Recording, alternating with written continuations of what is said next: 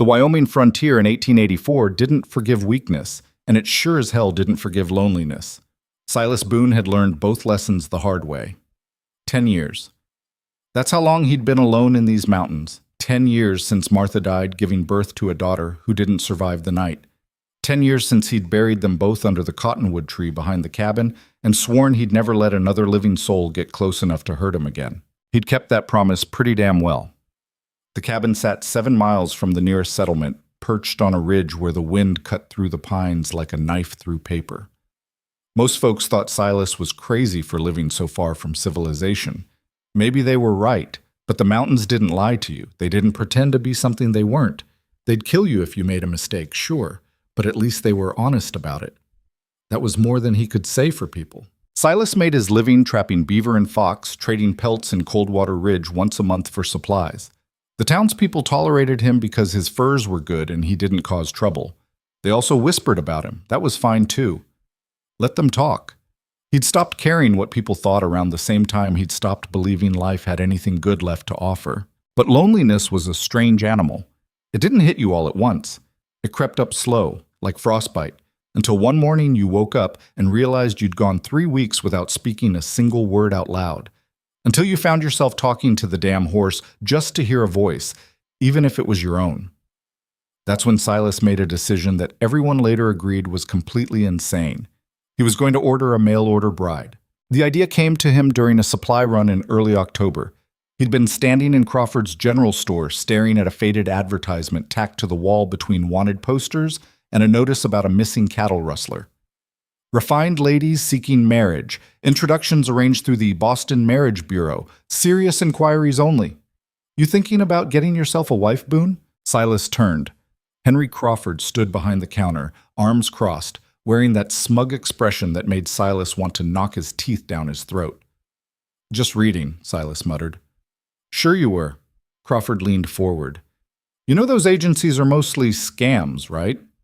They take your money and send you some desperate woman who's probably running from the law or hiding a wooden leg or something worse. Didn't ask for your opinion. Free country. I can give it anyway.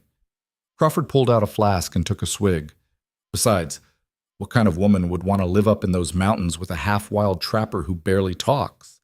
You'd be wasting your money and her time. Silas dropped $3 silver on the counter for his supplies and walked out without another word. But the advertisement stayed in his head. 3 days later, he rode back into town and wrote a letter to the Boston Marriage Bureau. He wasn't good with words, never had been, so he kept it simple. My name is Silas Boone. I'm 38 years old. I own land and a cabin in Wyoming Territory. I trap animals for income. I'm looking for a wife who doesn't mind hard work and isolation. I can provide shelter, food, and protection. I don't drink heavy, and I don't hit women. That's all I've got to offer. He paid the $5 fee and mailed the letter, figuring he'd never hear back. 6 weeks later, a response arrived. The Bureau wrote that they'd found a suitable match, a woman named Evelyn Vale, age 29, formerly a schoolteacher from Philadelphia. She seeks a fresh beginning in the Western Territories and understands the demands of frontier life. There was no photograph. The letter explained that Miss Vale preferred to be judged by character rather than appearance, which the Bureau assured him was a sign of admirable moral virtue. Silas should have known right then that something was wrong, but he was tired. Tired of talking to ghosts. Tired of waking up in an empty bed. Tired of pretending he didn't care that every other man in Coldwater Ridge had a wife to come home to while he had nothing but pelts and silence. So he sent the requested $50 fee, nearly 3 months' worth of furs, and received confirmation that Miss Evelyn Vale would arrive on the November stagecoach. The town found out, of course. Small towns always did. Heard you bought yourself a mail-order bride, Boone. This from Sheriff Tom Pritchard, a thick-necked man who enjoyed his authority a little too much. That true? They were standing outside the saloon. Silas had come down from the mountains to pick up lamp oil and ended up cornered by half the town's busybodies. None of your business, Tom. It is if she turns out to be trouble. We don't need any more problems around here. She's a schoolteacher from Philadelphia. So she says. The sheriff spat tobacco juice into the dirt. You ever stop to think why a schoolteacher from a civilized city would want to marry some mountain hermit she's never met? Silas had thought about it. Late at night, alone in the cabin, he'd wondered what kind of desperation drove a woman to answer an advertisement like his. But desperation wasn't always a bad thing. Sometimes it just meant you wanted something different badly enough to take a risk. "I'll manage my own affairs," Silas said quietly. "You manage yours." The sheriff's face hardened. "You watch your tone." "Oh, or what? You going to arrest me for hurt feelings?" Silas met his eyes. "I paid for lamp oil. You want to sell it to me, or should I take my money elsewhere?" They stared at each other for a long moment. Finally, Pritchard stepped aside. Silas bought his supplies and rode back into the mountains, trying to ignore the feeling that he'd just made a mistake that was going to follow him for a long time. November hit the frontier like a hammer. The temperature dropped 20 degrees in 2 days. Snow fell in thick curtains that erased the horizon. The animals went to ground early, sensing something brutal coming. Silas spent most of his time chopping firewood and reinforcing the cabin against the winter that was already clawing at the door. He tried not to think about the woman who was supposed to arrive any day now. What was he going to say to her? How did you talk to someone you'd bought through the mail like a mail-order catalog rifle? The whole thing felt increasingly insane. He should have listened to Crawford, should have stayed alone where he belonged. But it was too late now. The stagecoach was scheduled to arrive on November 15th. Silas rode into Coldwater Ridge that morning under a sky the color of old iron. The wind had teeth. Even the horses seemed nervous, tossing their heads and snorting steam into the frozen air. The town was more crowded than usual. Word had spread that the mountain hermit's mail-order bride was arriving today, and apparently that counted as entertainment in a place where nothing interesting ever happened. Silas tied his horse outside the general store and tried to ignore the stares. "She's probably 300 pounds, someone whispered. "I heard she's a widow with 6 kids. My cousin said these agencies sometimes send women who are, the voice dropped lower, diseased." Silas clenched his jaw and kept walking. The stagecoach station was a wooden building at the edge of town, next to the livery stable. A crowd had already gathered, maybe 40 people, all pretending they had business there, but really just wanting to gawk at whatever poor woman stepped off that coach. Henry Crawford stood near the front, arms crossed, grinning like he'd just won a bet. Sheriff Pritchard was there too, looking official and suspicious about nothing in particular. Even Reverend Walsh had shown up, clutching his Bible like it might protect him from whatever was about to happen. Silas pushed through the crowd and stood alone, away from the others, feeling every eye on his back. "Think she'll be pretty?" someone asked. "Does it matter? Boone's not exactly a prize himself." Laughter rippled through the crowd. Silas ignored it. He'd heard worse. The minutes crawled past. The wind picked up, throwing dust and snow against the station walls. Someone's hat blew away. A dog barked frantically at nothing. Then, finally, the sound of wheels and horses. The stagecoach appeared through the snow like a ghost materializing from fog, a mud-splattered box on wheels pulled by 6 exhausted horses. The driver looked half-frozen, his beard white with ice. The crowd pressed forward. Silas stayed where he was, heart hammering in his chest for reasons he didn't want to examine too closely. The coach rolled to a stop. The driver climbed down stiffly, stamping his feet and cursing the weather. He walked to the door, hesitated, then pulled it open. For a long moment, nothing happened. Then a hand appeared, small, pale, trembling, gripping the doorframe, and a woman stepped down into the frozen mud. The entire town went silent. She wore a traveling dress that had probably been nice once, but was now stained with road dust and worse. Her shoes were falling apart. Her hands were raw and red from cold. But none of that was why everyone had stopped breathing. She had a burlap sack tied over her head. Not a veil, not a bonnet. A coarse brown sack, the kind you'd use for potatoes or grain, completely covering her face and tied with rough rope at the neck. Pinned to her chest was a piece of paper with words scrawled in angry black ink. "Damaged. No refund." The woman stood there, swaying slightly, hands clasped in front of her like she was trying to hold herself together through sheer will. Nobody moved. Nobody spoke. Then the whispers started.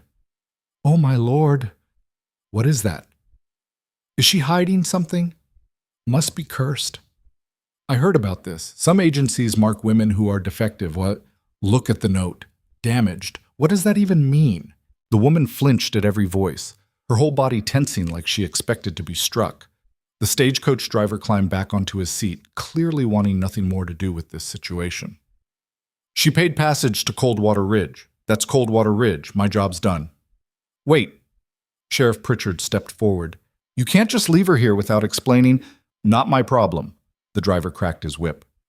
I deliver passengers. That's a passenger. Good luck. The coach lurched forward and rolled away, leaving the woman standing alone in the snow. The crowd pressed closer, circling her like wolves around wounded prey. She's probably diseased. Why else would they cover her face? This is some kind of trick. Boone got scammed. Should we even let her stay? What if she's dangerous? Reverend Walsh clutched his Bible tighter. Perhaps we should pray for guidance. Perhaps you should mind your own damn business. Silas's voice cut through the noise like a gunshot. Everyone turned to look at him. He walked forward slowly, each step deliberate, until he stood directly in front of the woman. She was small, barely came up to his shoulder. Through the sack, he could hear her breathing, fast and shallow, like a trapped animal. Miss Vale? He asked quietly. The woman nodded once, just a tiny movement. My name's Silas Boone. I'm the man who sent for you. Another small nod. The crowd was watching, waiting to see what he'd do. Waiting for him to reject her, send her back, prove that even a desperate mountain hermit had standards. Silas looked at the note pinned to her chest. Damaged. Like she was a broken tool, like she was garbage someone wanted to throw away. Something hot and ugly twisted in his gut. He'd been alone for 10 years. 10 years of silence and ghosts, and waking up with nothing but emptiness pressing down on him like a physical weight. He'd written that letter to the marriage bureau because he was tired of being half alive, because he'd started to forget what it felt like to matter to another human being. And they'd sent him this woman with a sack on her head and a note calling her damaged. He should have been angry, should have demanded his money back, should have walked away and let her be someone else's problem. But all he could think about was Martha, dying in that cabin with no one to help her, and how he'd give anything, to have just one more minute with someone who needed him. Can you walk? He asked the woman. A pause. Then, yes. Her voice was barely a whisper, muffled by the sack. My cabin's 7 miles into the mountains. It's going to be a hard ride, especially in this weather. But I've got a horse that can carry both of us if we're careful. You think you can manage that? I think so. All right then. Silas turned to the crowd. Show's over. Get back to your business. Nobody moved. Sheriff Pritchard stepped forward. Now hold on, Boone. We don't know anything about this woman. That note says she's damaged. Could mean she's a criminal. Could mean she's insane. You can't just take her up into those mountains without... Without what? Your permission? Silas met the sheriff's eyes. Last I checked, I'm a free man on free land. I paid for a bride, and a bride got delivered. That's the end of it. This is highly irregular, Reverend Walsh interjected. Perhaps the young lady should stay in town for a few days while we verify her identity and circumstances. For everyone's safety, you understand, no. The word came from the woman. Everyone stared at her. She'd barely moved, but somehow she seemed to grow taller, straighter, like something inside her had suddenly locked into place. No, she said again, louder this time. I paid for passage to meet Mr. Boone. I'm meeting Mr. Boone. Nobody else has any say in the matter. Her voice was educated, proper, not what you'd expect from someone wearing a potato sack on their head. The crowd shifted uncomfortably. Crawford laughed, a mean, sharp sound. Well, looks like you two deserve each other. A crazy hermit and whatever's under that sack. Good luck, Boone. You're gonna need it. More laughter. Silas ignored it. He'd had a lot of practice ignoring Crawford's bullshit. Come on, he said to the woman. Let's go home. He offered his arm. After a moment's hesitation, she took it. Her hand was shaking from cold or fear or something else, he couldn't tell. They walked through the crowd together. People stepped back like they might catch something contagious. Someone made the sign against evil. A child started crying and was quickly hushed. By the time they reached Silas's horse, the entire town was staring at them like they were watching a funeral procession. Silas helped the woman mount first, then swung up behind her. She sat rigid in front of him, not relaxing even slightly when he put one arm around her waist to hold her steady. It's all right, he said quietly. I'm not going to hurt you. She didn't respond. but after a moment he felt some of the tension leave her body. Silas turned the horse toward the mountains. Behind them, the crowd kept whispering. He caught fragments. Crazy. Cursed. Dead by spring. Let them talk. He'd been cursed and crazy and half dead for 10 years. This woman couldn't make any of that worse. The ride into the mountains was brutal. The wind had shifted, driving snow directly into their faces. The temperature dropped as they climbed higher until every breath felt like inhaling broken glass. The horse struggled through drifts that came up to its chest in places. The woman didn't complain once. She sat in front of him, hands gripping the saddle horn, back straight despite the cold and exhaustion. Silas could feel her shivering, violent tremors that shook her whole body, but she didn't ask to stop, didn't ask to turn back. Whatever else she wasn't weak. 2 hours into the ride, the storm got worse. The snow came down so thick Silas could barely see 5 feet ahead. The trail disappeared completely. He was navigating by memory and instinct now, trusting the horse to find its way through terrain they'd crossed 1,000 times. How much farther? The woman's voice was barely audible over the wind. Another hour, maybe less. I'm sorry, Silas frowned. For what? For making you ride in this weather. For being this. She gestured vaguely at herself. I'm sure this wasn't what you expected when you sent that letter. Life rarely gives you what you expect, Silas said. I've learned to work with what I get. She was quiet for a moment. Then, are you going to ask what's under the sack? Do you want me to? No. Then I won't. Another silence, longer this time. Mr. Boone? Just Silas is fine. Silas, why did you defend me back there? You don't know anything about me. That note could be telling the truth. I could be dangerous. I could be... Doesn't matter. It doesn't? Silas thought about how to explain it. About Martha and the baby and 10 years of emptiness. About how loneliness could hollow you out until you were just a shell pretending to be a person. About how he'd written to that bureau because he was desperate enough to take a chance on anything that might make him feel human again. But those weren't things you said to a stranger wearing a potato sack on her head. So instead he said, you got off that stagecoach knowing the whole town was going to mock you, knowing I might reject you same as everyone else. But you got off anyway. That takes a kind of courage most people don't have. As far as I'm concerned, that's all I need to know. The woman didn't respond, but Silas felt her lean back slightly, just a fraction of an inch, until she was resting against his chest. It wasn't much, but it was something. The cabin appeared through the snow like a beacon. It wasn't fancy, just a single room with a stone fireplace, a sleeping loft, and walls made of rough-hewn logs. But it was solid. It had kept Silas alive through 10 Wyoming winters. It would keep them both alive through this one. He dismounted first, then helped the woman down. Her legs nearly gave out when her feet hit the ground. She grabbed onto him to keep from falling. Sorry, she muttered. I can't feel my feet. Happens. Come on. He half carried her to the door and got her inside. The cabin was freezing. He'd been gone since yesterday morning and the fire had died, but at least it blocked the wind. Silas got her seated in the chair nearest the hearth, then moved fast. Fire first. He had kindling and logs already stacked, and within minutes he had flames crackling in the fireplace. Heat began to spread through the small space. The woman sat completely still, hands folded in her lap, the burlap sack still covering her head. Silas hung his coat on a peg, then filled the kettle and set it on the iron hook above the fire. Tea. That's what you were supposed to give people who were cold and exhausted, right? He wasn't good at this kind of thing, but he'd try. While the water heated, he lit the oil lamps and pulled out supplies. Bread, dried meat, a wedge of cheese that was probably older than it should be, but hadn't grown anything suspicious yet. The woman watched him move around the cabin. He could feel her eyes tracking him even through the sack. You can take that off if you want, Silas said finally. Nobody here but us. Not yet. All right. He made the tea, some herbal mixture he'd traded for months ago and never used, and handed her a cup. She took it with both hands, holding it close like she was trying to absorb the warmth through her palms. They sat there in silence for a while. The only sounds were the fire crackling, the wind howling outside, and the occasional creak of the cabin settling. Finally, the woman spoke. I need to tell you something. You don't have to. Yes, I do. She set the cup down carefully. You deserve to know what you've gotten yourself into. Silas waited. My name really is Evelyn Vale. I really was a schoolteacher in Philadelphia, but I lied about wanting a fresh start. I'm not here because I want to be. I'm here because I'm running.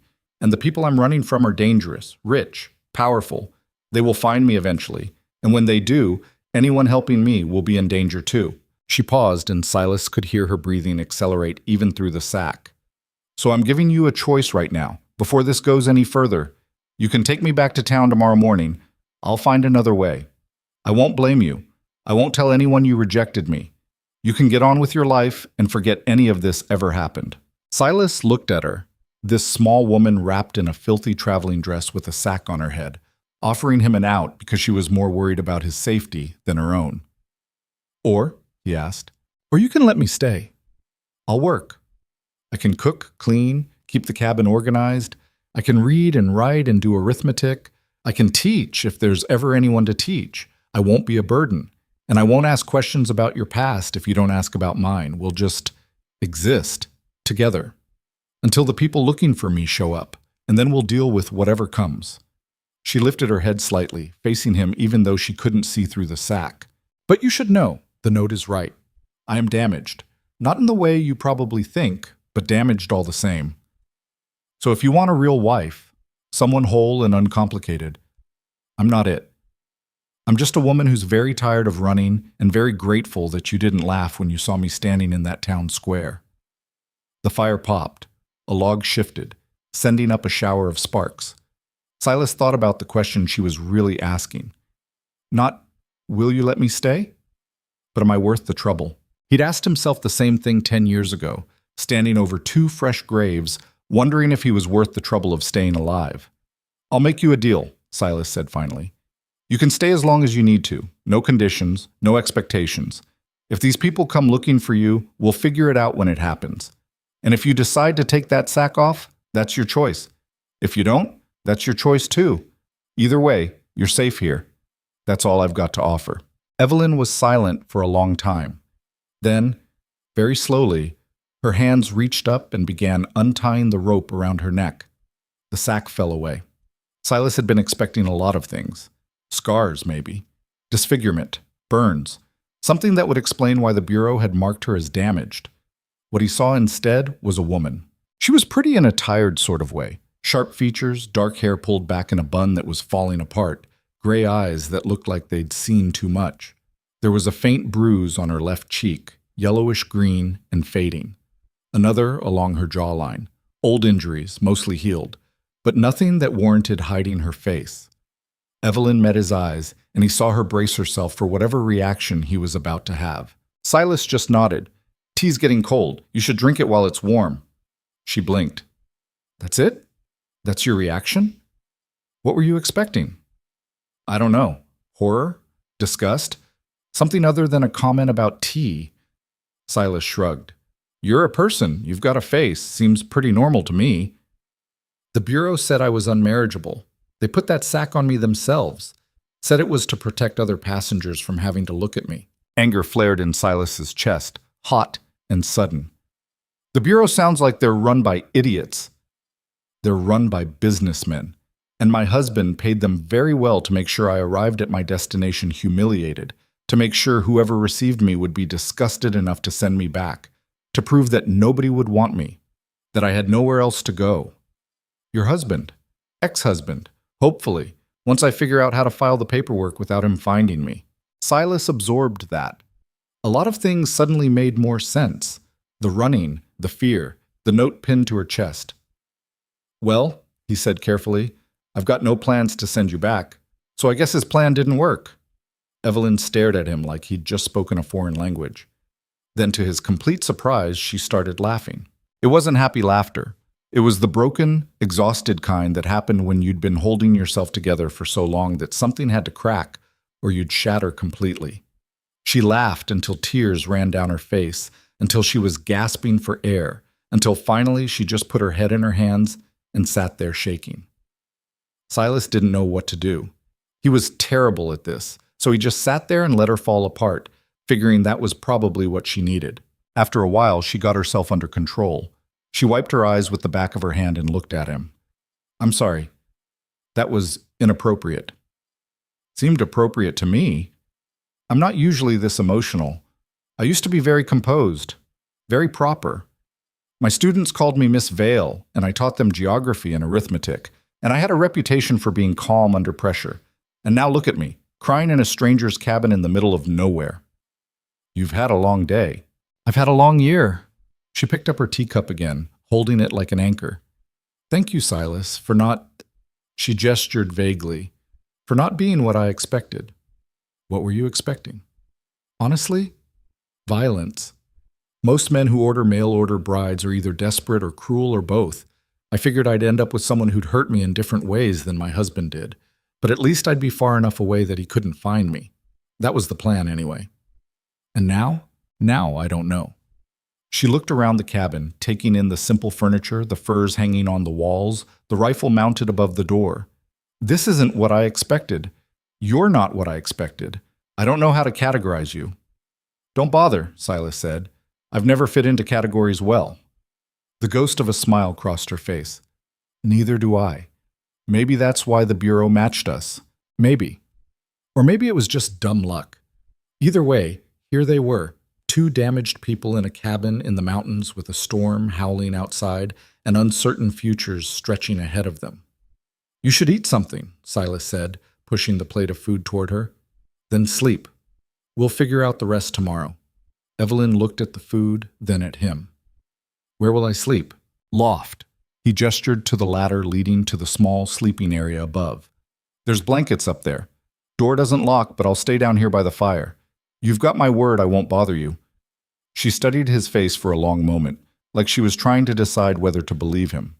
Finally, she nodded. All right. She ate slowly, mechanically, like someone who'd forgotten what food tasted like.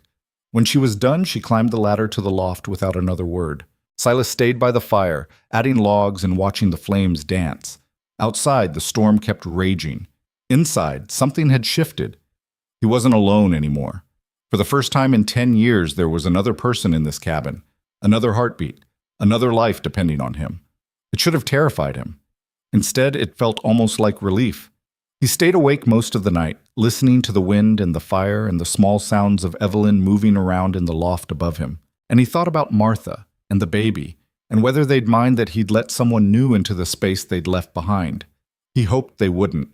He hoped they'd understand that some kinds of loneliness could kill you just as surely as any frontier winter.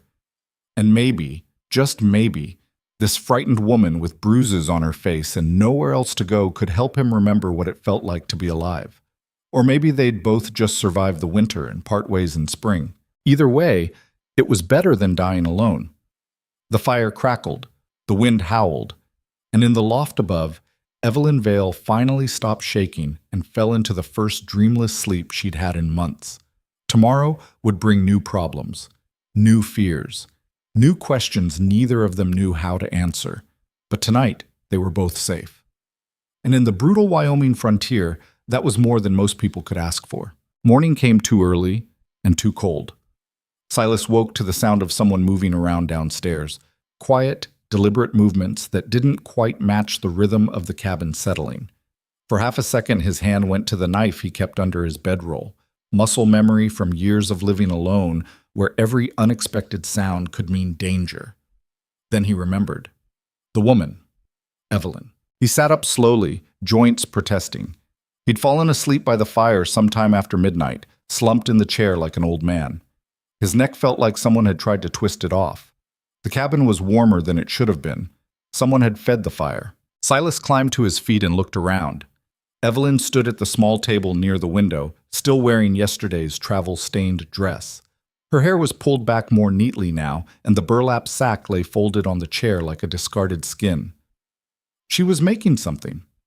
He could smell coffee, real coffee, not the weak chicory mixture he usually drank, and something else. Bread, maybe. You're awake, she said without turning around. I hope you don't mind. I found your supplies and thought I'd make breakfast. It's the least I could do after... She gestured vaguely at the loft. After everything. Silas scratched his jaw, feeling the rough stubble there. You didn't have to do that. I wanted to. She turned to face him, and in the morning light he could see the exhaustion still clinging to her features. The bruises looked darker today. Besides, I meant what I said last night. I won't be a burden. I can work. Nobody said you had to prove anything. Maybe I need to prove it to myself. That, Silas understood. Sometimes the only way to convince yourself you weren't completely broken was to do something, anything, that felt normal. He walked to the basin near the door and splashed freezing water on his face, the shock of it clearing the last fog from his head. When he turned back, Evelyn was setting 2 plates on the table. Somehow she'd managed to make something resembling pancakes from his meager supplies, along with the coffee and some of the dried meat fried up in the pan. They sat across from each other. The silence stretched out, awkward and uncertain. Silas wasn't used to sharing meals with anyone, wasn't used to conversation that didn't involve trading pelts or arguing about prices. "This is good," he said finally, gesturing at the food. "It's barely edible," Evelyn corrected. "Your flour is half weevils and your bacon is mostly salt, but thank you for being polite about it." Despite himself, Silas almost smiled. "Still better than what I usually make." "That's a low bar." They ate in silence for a while. Outside, the storm had finally blown itself out. Weak sunlight filtered through the gaps in the shutters, painting thin lines across the wooden floor. "So what happens now?" Evelyn asked eventually. "I meant what I said last night. I can work. I can help around the cabin, but I don't know what you expect from this arrangement." Silas set down his fork. "I don't expect anything." "That's not an answer. It's the only one I've got." He met her eyes. "Look, I'm not good at this. I've been alone for 10 years. I don't know how to have someone else living here. Don't know what the rules are supposed to be. So maybe we just figure it out as we go." Evelyn studied him for a long moment. "You really mean that, don't you? You genuinely have no plan." "Plans don't tend to work out here. The mountains have their own ideas about how things should go. That's either very wise or completely insane. Probably both." This time she did smile, just a little. "All right then, we'll figure it out." She paused, then added, "But I should tell you more about what you've gotten yourself into. About why I'm here. You deserve to know what might be coming." Silas wanted to say she didn't owe him explanations, but the truth was, if dangerous people were going to show up at his door looking for her, he needed to know what he was facing. "All right," he said, "tell me." Evelyn took a breath. "I was married to a man named Victor Ashcombe.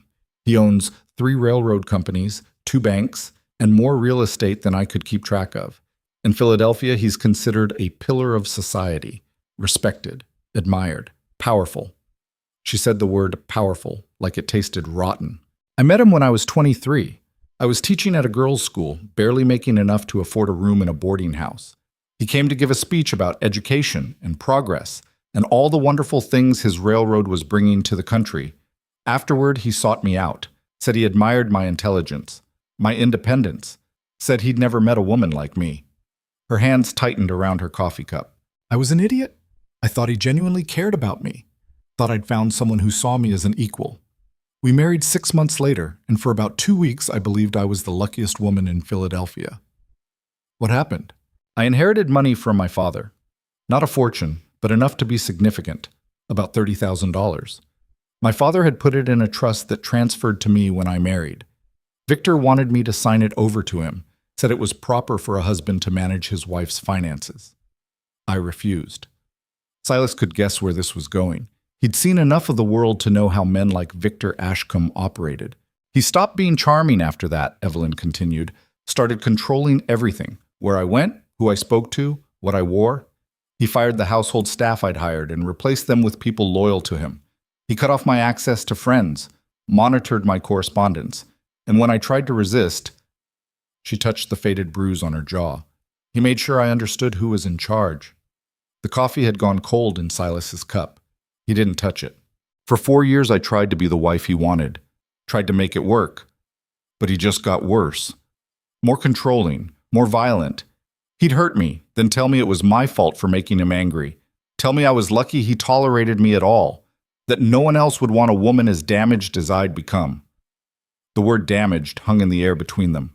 6 months ago, I found out he'd been forging documents, claiming my inheritance money for his business deals while keeping me on an allowance so small I couldn't even buy a train ticket. When I confronted him, he beat me badly enough that I couldn't leave the house for 2 weeks. Told me if I ever tried to expose him, he'd have me committed to an asylum. And he could do it too. He has friends in every important office in Philadelphia. Judges, police, doctors. All of them owed him favors. She set down her cup with a sharp click. So I ran, took what little cash I could find, and disappeared. But Victor has resources. He hired private detectives to track me down. Put out notices claiming I'd stolen from him. Convinced the authorities I was mentally unstable and dangerous. Every time I tried to settle somewhere, they'd find me. So I kept running, city to city, state to state, until finally I answered an advertisement from the Boston Marriage Bureau. And they betrayed you. Victor paid them. I don't know how he found out. Maybe he was watching all the marriage agencies, knowing I was desperate enough to try anything. But he paid them to mark me, to humiliate me, to send me somewhere so remote that even if I did find someone willing to take me in, they'd be too ashamed to let anyone know I existed. She looked at him. That someone was supposed to be you. Silas absorbed all of this slowly. It explained a lot. The fear, the sack, the note. But it also raised an obvious question. Why tell me all this? You could have kept lying. Let me think you were just a school teacher looking for a fresh start. Because you didn't laugh when you saw me in that town square. Because you brought me here even though everyone told you not to. And because if Victor's men do find me, you need to know what you're dealing with. They're not going to ask politely. They're going to demand I go with them. And if you try to stop them, they'll hurt you. Or worse. Let them try. The words came out harder than Silas intended. Evelyn blinked. You don't understand. Victor doesn't fight fair. He'll bring the law with him. Make it legal. Make you the criminal for harboring me. The law doesn't come up here much, Silas said. And when it does, it tends to get lost in the mountains. Silas, I'm not saying I'm going to shoot anyone. I'm saying that men like your husband rely on everyone being too afraid to stand up to them. They're used to people backing down. Well, I've got nothing to lose and no reputation to protect. So if he wants you back, he's going to have to work for it. Evelyn stared at him like he'd just volunteered to fight a bear with his bare hands. Why? She asked finally. Why would you risk that for someone you just met? Silas thought about how to answer that. About Martha and the baby, and how helpless he'd felt watching them slip away while he could do nothing but hold Martha's hand and lie about how everything would be fine. About how he'd spent 10 years afterwards wondering if he could have done something different, something more. Because I couldn't help the last person who needed me, he said quietly. Maybe I can help you. The silence that followed felt heavy with things neither of them knew how to say. Finally, Evelyn nodded. All right, then I'll stay. But I'm not going to sit around waiting for Victor to find me. If I'm going to be here, I'm going to be useful. So tell me what needs to be done. What followed was a strange sort of negotiation. Silas tried to explain how life worked in the cabin, the rhythms of trapping season, the constant need for firewood, the careful rationing of supplies to make it through winter. Evelyn listened intently, asking questions that showed she actually understood the stakes involved. So if we run out of flour before spring, we're just without flour? Pretty much. Unless I want to make a supply run in February, which is a good way to freeze to death. Then we need to be more careful with portions, and we should start planning meals around what won't spoil. I can do that. I used to manage a household budget in Philadelphia. This isn't that different, just with higher consequences for mistakes. You really were a teacher, weren't you? Is that so hard to believe? Most women I've met wouldn't last a day up here. Most women you've met probably had other options. Evelyn stood and started clearing the breakfast dishes. I don't, so I'm going to adapt. She was true to her word. Over the next few days, Evelyn threw herself into cabin life with an intensity that bordered on obsessive. She reorganized the food stores, creating an actual inventory system so they'd know exactly what they had and how long it would last. She mended the holes in Silas's spare clothes, badly at first, but improving with practice. She even insisted on learning how to properly maintain the fire, though the first time she tried to add a log, she nearly set her sleeve on fire. You're supposed to use the poker, Silas said, pulling her back from the hearth. I know that now, Evelyn muttered, checking her sleeve for damage. Your instructions were unclear. My instructions were don't touch the burning wood with your hands. That seems obvious in retrospect. Despite the rough start, she learned fast. Within a week, she could keep the fire going without supervision, prepare basic meals from their limited supplies, and even help with some of the smaller maintenance tasks around the cabin. But she still flinched every time there was an unexpected noise. Still went rigid whenever Silas moved too quickly near her. Still woke up in the middle of the night. Silas could hear her pacing in the loft, trying to be quiet and failing. One night, about 2 weeks after she'd arrived, Silas woke to the sound of muffled crying from above. He sat there for a long moment, staring at the embers in the fireplace, debating whether to say something or pretend he hadn't heard. Finally, he cleared his throat. "You all right up there?" The crying stopped immediately. A long pause. Then, "I'm fine, go back to sleep." "Doesn't sound fine." "I said I'm fine." Her voice was sharp enough to cut. I don't want, just leave me alone." Silas should have listened, should have rolled over and gone back to sleep. Instead, he said, "I get nightmares too, after my wife died. Used to wake up thinking I could hear the baby crying, except there was no baby anymore. Took years before that stopped." Silence from the loft.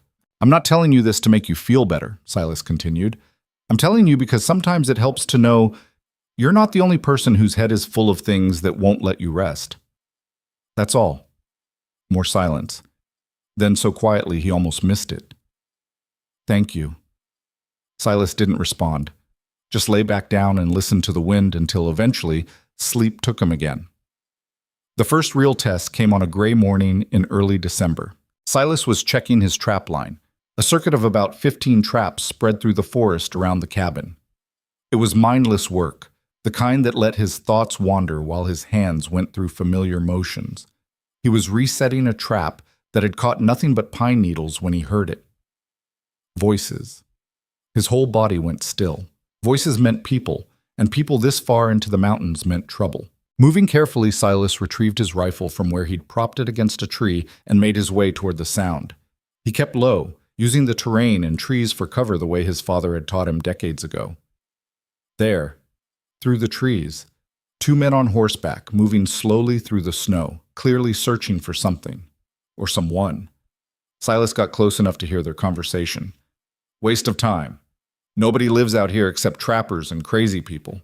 The Bureau said she went to Coldwater Ridge. That mountain hermit took her in." "So, what's that got to do with us?" "Because Mr. Ashcombe is paying $500 to whoever brings her back. $500, Frank. That's more than we'd make in 3 years of regular work." Silas's grip tightened on the rifle. "Yeah, but the Bureau also said she's dangerous, mentally unstable. What if she's armed?" "She's a woman. How dangerous could she be?" "I'm just saying $500 isn't worth getting killed over."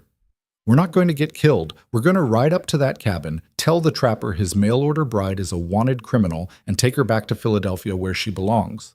Simple." They were heading in the wrong direction. Their horses were struggling through a section of forest that would eventually dead end at a cliff face. But they'd figure that out eventually, and when they did, they'd circle back and find the actual trail to the cabin, where Evelyn was alone. Silas moved fast. He knew these woods better than anyone alive. While the bounty hunters were struggling through dense undergrowth, he took a path that cut straight toward the cabin, covering in 20 minutes what would take them an hour. He burst through the door, breathing hard. Evelyn looked up from where she was mending one of his shirts, startled. "What? There's 2 men coming. They're looking for you. We've got maybe an hour before they find this place." All color drained from her face. "Victor's men?" "Bounty hunters. They mentioned Philadelphia and said you were wanted for something." He set the rifle down and started gathering supplies. "We need to move you somewhere safe." "Where? You said yourself there's nowhere to run in winter." "I'm not talking about running." Silas pulled a heavy coat from its peg. "There's a cave about 2 miles from here. I use it sometimes when I'm hunting overnight. It's hidden. Nobody knows about it unless they know what to look for. You'll wait there while I deal with these men." "Deal with them how?" "By convincing them there's nobody here." Evelyn stood up, dropping the shirt. "They won't believe you. They'll search the cabin, and if they find any evidence I've been here, they won't find anything if we clean it up first." Silas was already moving, pulling down the spare blankets from the loft, gathering up the few feminine items Evelyn had accumulated. "Come on, we don't have time to argue." For a moment, he thought she might refuse. Then she grabbed the coat he'd offered and started helping him erase any trace of her presence. They worked quickly, systematically, extra dishes hidden, her mending supplies packed away, the burlap sack and traveling dress stuffed into Silas's pack. Within 15 minutes, the cabin looked like it always had. One person living alone with no indication anyone else had been there. "That should do it," Silas said. "Now let's move." The journey to the cave was tense and silent. Silas led, Evelyn followed, both of them moving as fast as the snow and terrain allowed. Every sound made Evelyn flinch, a branch breaking, a bird taking flight, the wind rattling through dead leaves. The cave entrance was hidden behind a fallen tree and a curtain of ice-covered vines. You'd walk right past it if you didn't know it was there. Inside, the cave opened up into a space about 10 feet deep and 6 feet wide. Not comfortable, but dry and sheltered from the wind. Silas set down his pack and pulled out the supplies he'd grabbed: blankets, food, water, matches. "Stay here," he said. "Don't come out until I come get you, no matter what you hear. Understand?" Evelyn nodded, but her eyes were wide with fear. "What if they hurt you?" "They won't." "You don't know that." "Evelyn?" He caught her shoulders, forcing her to look at him. "I've survived 10 winters alone in these mountains. I fought off wolves, avalanches, and weather that would kill most men. 2 bounty hunters from Philadelphia don't scare me. Trust me." She searched his face for a long moment. Then, very quietly, "Be careful." Something in her voice made his chest tighten. "I will." He left her there, alone in the dark, and headed back to the cabin. The bounty hunters arrived 20 minutes later. Silas was sitting by the fire, deliberately positioned so anyone looking through the window would see him. One person, alone, just like he'd been for years. The knock on the door was loud and aggressive. Silas took his time standing up, took his time walking over. When he opened the door, he made sure his rifle was visible, propped against the wall behind him. 2 men stood on his porch. Both looked cold, tired, and irritated. The shorter one had a scar across his nose. The taller one wore an expensive coat that was completely unsuited for mountain weather. "Help you?" Silas asked. The tall one stepped forward. "We're looking for a woman, Evelyn Vale. Also goes by Evelyn Ashcombe. We have reason to believe she's in this area. Haven't seen anyone." "You sure about that? We heard you took in a mail-order bride about 2 weeks ago." "Heard wrong." The scarred man pushed forward. "Listen, friend, we don't want any trouble. We're just trying to bring back a woman who stole a lot of money from her husband. If you're hiding her, you could be charged as an accomplice." "Nobody here but me," Silas interrupted. "Feel free to look around if you don't believe me." That threw them off. People who were lying didn't usually invite searches. The tall man frowned. "You're saying no woman has been here?" "That's what I'm saying." "Then you won't mind if we come inside. Look around. Confirm you're telling the truth." Silas stepped aside. "Be my guest." They entered cautiously, hands near their weapons, clearly expecting some kind of trap. Instead, they found exactly what Silas had promised: a small, sparse cabin with clear evidence of only one occupant, one plate by the fire, one cup, one chair, one set of blankets in the loft. The scarred man poked around anyway, checking corners, opening the chest where Silas kept his supplies, finding nothing. "Maybe the townspeople were mistaken," the tall man said finally. "Maybe the bride went somewhere else." "Maybe," Silas agreed. They stood there for a moment, clearly reluctant to leave empty-handed, but unable to find any evidence to support their suspicions. "If you do see this woman," the tall man said slowly, "there's $500 for information leading to her capture. That's a lot of money for someone living out here alone." "I'll keep that in mind." "See that you do." The man pulled out a card and set it on the table. "That's where you can reach us. Think about it. $500 just for pointing us in the right direction." They left finally, mounting their horses and disappearing back into the forest. Silas watched them go, then waited another full hour to make sure they weren't doubling back. Only then did he return to the cave. Evelyn was exactly where he'd left her, wrapped in blankets, shivering despite the relative warmth. "They're gone," Silas said. She looked up at him with eyes that were red from crying. "Did they believe you?" "They searched the cabin, found nothing. So yeah, I think they believed me. They'll come back." Once they search the rest of the area and don't find me, they'll realize I have to be somewhere nearby. Then we'll deal with it when it happens. Silas offered his hand. Come on, let's get you back to the cabin before you freeze. They made the walk back in silence. The cabin was still empty, still cold from having the door open for so long. Silas rebuilt the fire while Evelyn stood in the middle of the room, looking lost. Thank you, she said finally, for protecting me, for not... Her voice broke. For not taking the money. I wouldn't do that. You don't know me. $500 is a fortune. You could... Evelyn. He straightened up from the fire. I'm not going to sell you. Not for $500, not for $5,000. So stop waiting for me to betray you. It's not going to happen. She stared at him for a long moment. Then, before he realized what she was doing, she crossed the distance between them and hugged him. It was awkward and fierce and desperate all at once. Her arms wrapped around his waist, her face pressed against his chest, her whole body shaking. Silas froze. He wasn't used to being touched, wasn't used to comfort or gratitude or any of the things this moment represented. Slowly, carefully, he put his arms around her and held on. They stood there by the fire while outside the winter wind howled through the mountains, and somewhere in the distance, two disappointed bounty hunters rode back toward civilization with nothing to show for their trouble. And for the first time since Martha died, Silas felt like maybe, just maybe, he'd done something that mattered, something worth the risk, something worth protecting. The hug didn't last long. Evelyn pulled away first, wiping at her eyes like she was embarrassed by the display of emotion. Silas let her go without comment, turning back to the fire to give her space to collect herself. I'm sorry, she said, her voice rough. That was inappropriate. No, it wasn't. I've been so afraid for so long, and you... She stopped, seeming to search for words. You didn't have to do any of this. You could have handed me over the moment they knocked on that door. But I didn't. Why not? Silas poked at the fire, watching sparks spiral up toward the chimney. Because some things are worth more than money. Figured that out a long time ago. She was quiet for a moment, then moved to sit in the chair across from him. Those men will report back to Victor. Tell him they searched this area and found nothing. He'll send more people. Better people. People who won't be so easy to fool. Let him.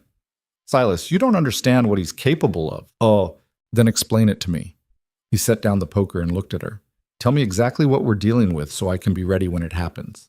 Evelyn's hands twisted together in her lap. Victor Ashcombe doesn't lose, not ever. When he wants something, he finds a way to get it. He has connections in Washington, judges who owe him favors, politicians whose campaigns he's funded. If he can't find me through bounty hunters, he'll use the legal system. He'll get a federal warrant. He'll make it so that harboring me becomes a crime that even someone living in these mountains can't escape from. And if he does all that, then you'll go to prison. Or worse. She met his eyes.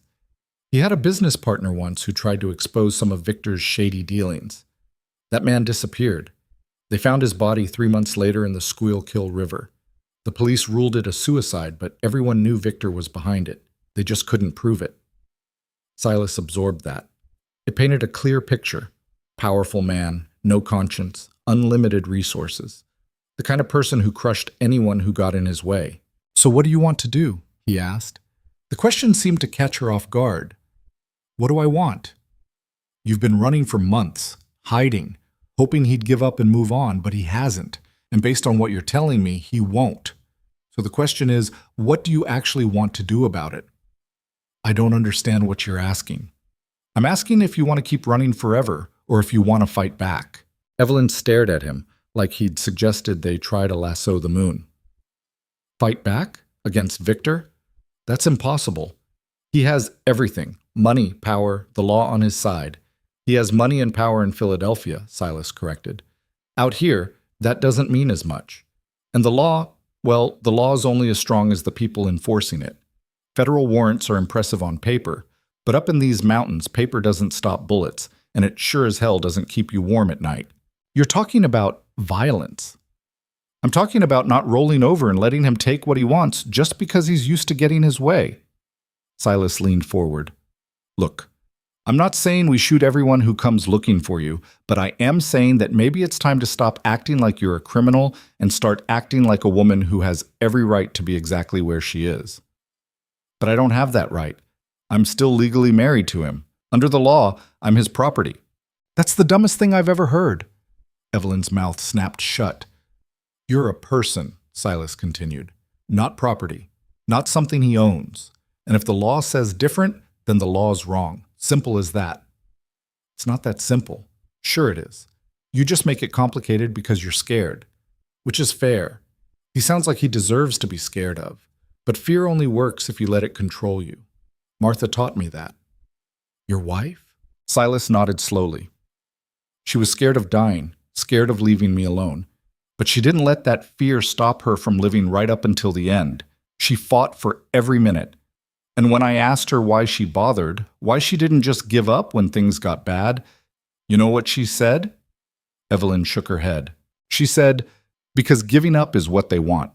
Whoever they are, death, fate, bad luck, they want you to quit. So you keep going just to spite them. He smiled at the memory. She was stubborn like that. She sounds remarkable. She was. Silas stood and moved to the window, looking out at the snow-covered landscape. Point is, you can keep running if you want. I won't stop you, but you can also stay here and we can figure out a way to make him stop chasing. Your choice. The silence stretched out between them. Outside, a crow called harshly from somewhere in the trees. Finally, Evelyn spoke. What would fighting back even look like? Victor has lawyers, investigators, endless resources. What do we have? We have the truth. And we have geography. Silas turned back to face her. You said he framed you as a thief, that he forged documents to steal your inheritance. If we could prove that, get actual evidence, then his connections wouldn't matter. Even powerful men can't escape hard proof of fraud. The documents are in Philadelphia. In Victor's safe. There's no way to get to them. Are there copies anywhere? Bank records? Anything that would show what he did? Evelyn thought for a moment. Maybe. My father's will was filed with his attorney, a man named Theodore Hartwell. He was the one who set up the inheritance trust. If anyone has records showing what the money was supposed to be used for versus what Victor actually did with it, it would be him. Would he help you? I don't know. Victor probably got to him the same way he got to everyone else. But Hartwell was my father's friend. I don't know. He might listen if I could get to him. Then we get to him. How? I can't go back to Philadelphia. Victor has people watching for me. The moment I set foot in that city, I'd be arrested. So we don't go to Philadelphia. We bring him here. Evelyn laughed, a sharp, disbelieving sound. You think a Philadelphia attorney is going to travel to the Wyoming wilderness in the middle of winter just because I ask him to? No, but he might come if we make it worth his while, or if we give him information he needs. Silas was thinking out loud now, working through the problem the way he'd work through finding a trail in unfamiliar territory. You said Victor's stolen your inheritance money. That means he's committed fraud. If this Hartwell is a legitimate attorney, he's going to want to know about that. Could damage his reputation if it comes out that he helped facilitate it, even unknowingly. You want to threaten him? I want to give him a reason to help you. There's a difference. Evelyn stood and began pacing. 3 steps, one direction, 3 steps back, the small cabin not offering much room for movement. Even if we could somehow get Hartwell to come here, even if he did have documents that proved Victor's fraud, what then? Victor would just claim the documents are forged. His lawyers would tear everything apart. We'd be back where we started. Unless we made it public, real public. Newspapers, telegrams, the kind of thing that's hard to ignore even for a powerful man. That would take money, time, resources we don't have. Then we get them. Silas crossed his arms. Look, I know this sounds impossible, but the alternative is you spend the rest of your life hiding. Maybe here, maybe somewhere else, but always looking over your shoulder, always waiting for the day his men finally find you. Is that what you want? Of course it's not what I want. The words burst out of her, loud enough to echo in the small space. I want my life back. I want to walk down a street without being afraid. I want to sleep through the night without nightmares. I want to stop feeling like a hunted animal. She stopped pacing, breathing hard. But wanting something and getting it are two very different things. Not always. You're being naive. Maybe. Or maybe you're so used to losing that you've forgotten what fighting looks like. The words hit harder than Silas intended. Evelyn's face went pale, then flushed red. How dare you? I'm not trying to insult you. I'm trying to wake you up. He kept his voice level, deliberate. You've been beaten down so long you think it's normal. Think it's all you deserve, but you're smarter than that, stronger than that. I've watched you adapt to life up here in 2 weeks, watched you learn skills most city people couldn't master in 2 years. You're not weak, Evelyn. You're just scared, and there's a difference. She stood there, hands clenched into fists, looking like she couldn't decide whether to hit him or cry. I hate you right now, she said finally. That's fair. You don't know what it's been like, what he did to me, what he took from me. You're right, I don't. But I know what it's like to give up, to decide that trying isn't worth the effort anymore. And I know what happens when you make that choice. You stop living. You're just existing, waiting for the end. He paused. Is that what you want? No, she whispered. Then let's try. If it doesn't work, we're no worse off than we are now. But if it does work, if we actually manage to pull this off, you get your life back, your money, your freedom, everything he took from you. Evelyn sank back into the chair, looking exhausted. You make it sound simple. It won't be simple. It'll be hard and dangerous, and there's a good chance we'll fail. But at least we'll fail trying instead of just giving up. She looked at him for a long moment. Then slowly, she nodded. All right, tell me your plan. The truth was, Silas didn't have a complete plan. What he had was a direction and a stubborn refusal to let Victor Ashcombe win by default. They spent the rest of that day and most of the next mapping out what they knew and what they needed. Evelyn proved to have a sharp mind for strategy, probably from her teaching days, organizing lesson plans and managing classroom dynamics. She started making lists, breaking down the problem into smaller pieces. First, we need to contact Theodore Hartwell, she said, writing on a piece of paper Silas had given her. But we can't just send a letter. Victor might be monitoring his correspondence. What about a telegram? Silas suggested. Same problem, and telegrams aren't private. Anyone at the telegraph office could read it and report back to Victor. So we need someone we trust to deliver a message in person. Do you know anyone in Philadelphia? No, but I know people who know people. Trappers, traders, folks who move around. Someone's bound to have a connection east. Evelyn chewed on the end of her pencil, a habit Silas had noticed she fell into when thinking hard. Even if we get a message to Hartwell, why would he believe it's really for me? Victor's probably told everyone I'm unstable, that I'm making up lies about him. Then we include something only you would know, some detail about your father or the trust that proves the message is genuine. That could work. She made another note. But then there's the bigger problem. Even if Hartwell agrees to help, even if he has documents that prove Victor's fraud, how do we get them into the right hands? The newspapers in Philadelphia won't publish anything that makes Victor look bad. He owns too many of them or advertises too heavily. They need his money. What about newspapers outside Philadelphia? Other cities? Maybe. But Victor has reach beyond Pennsylvania, and without physical proof, actual documents, not just my word, they won't risk printing anything. They'd be sued into bankruptcy. Silas thought about this. So we need the documents first. Then we need a newspaper brave enough or far enough away from Victor's influence to actually print the story. And we need all of this to happen before Victor's next attempt to capture me, because you can be sure he's not done. Those bounty hunters were just the first wave. As if to prove her point, 3 days later they spotted more men searching the area. Silas saw them from a ridge while checking his northern trap line. 4 riders this time, moving in a coordinated pattern, clearly experienced at tracking. They weren't stumbling around like the first 2. These men knew what they were doing. He made it back to the cabin faster than was probably wise, slipping once on ice and nearly breaking his ankle.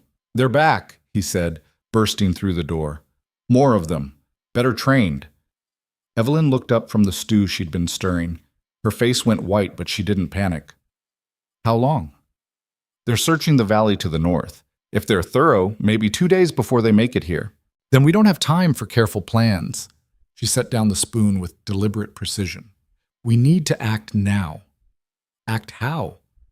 You said you know people, traders, trappers. Is there anyone heading east in the next few days? Silas thought about it.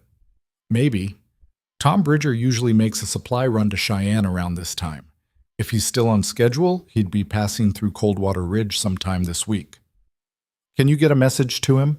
If I ride hard, I can catch him before he leaves, but that means leaving you here alone. I can handle being alone for a day. These aren't amateurs, Evelyn. If they find you, then I'll hide. Same as before. We don't have a choice, Silas. If we wait for the perfect moment, there won't be one. We have to move now while we still can. She was right, and he knew it. But that didn't make leaving her any easier. There's a rifle in the corner, he said. You know how to use it? No, but I'm a fast learner. The next 20 minutes were a crash course in basic firearms.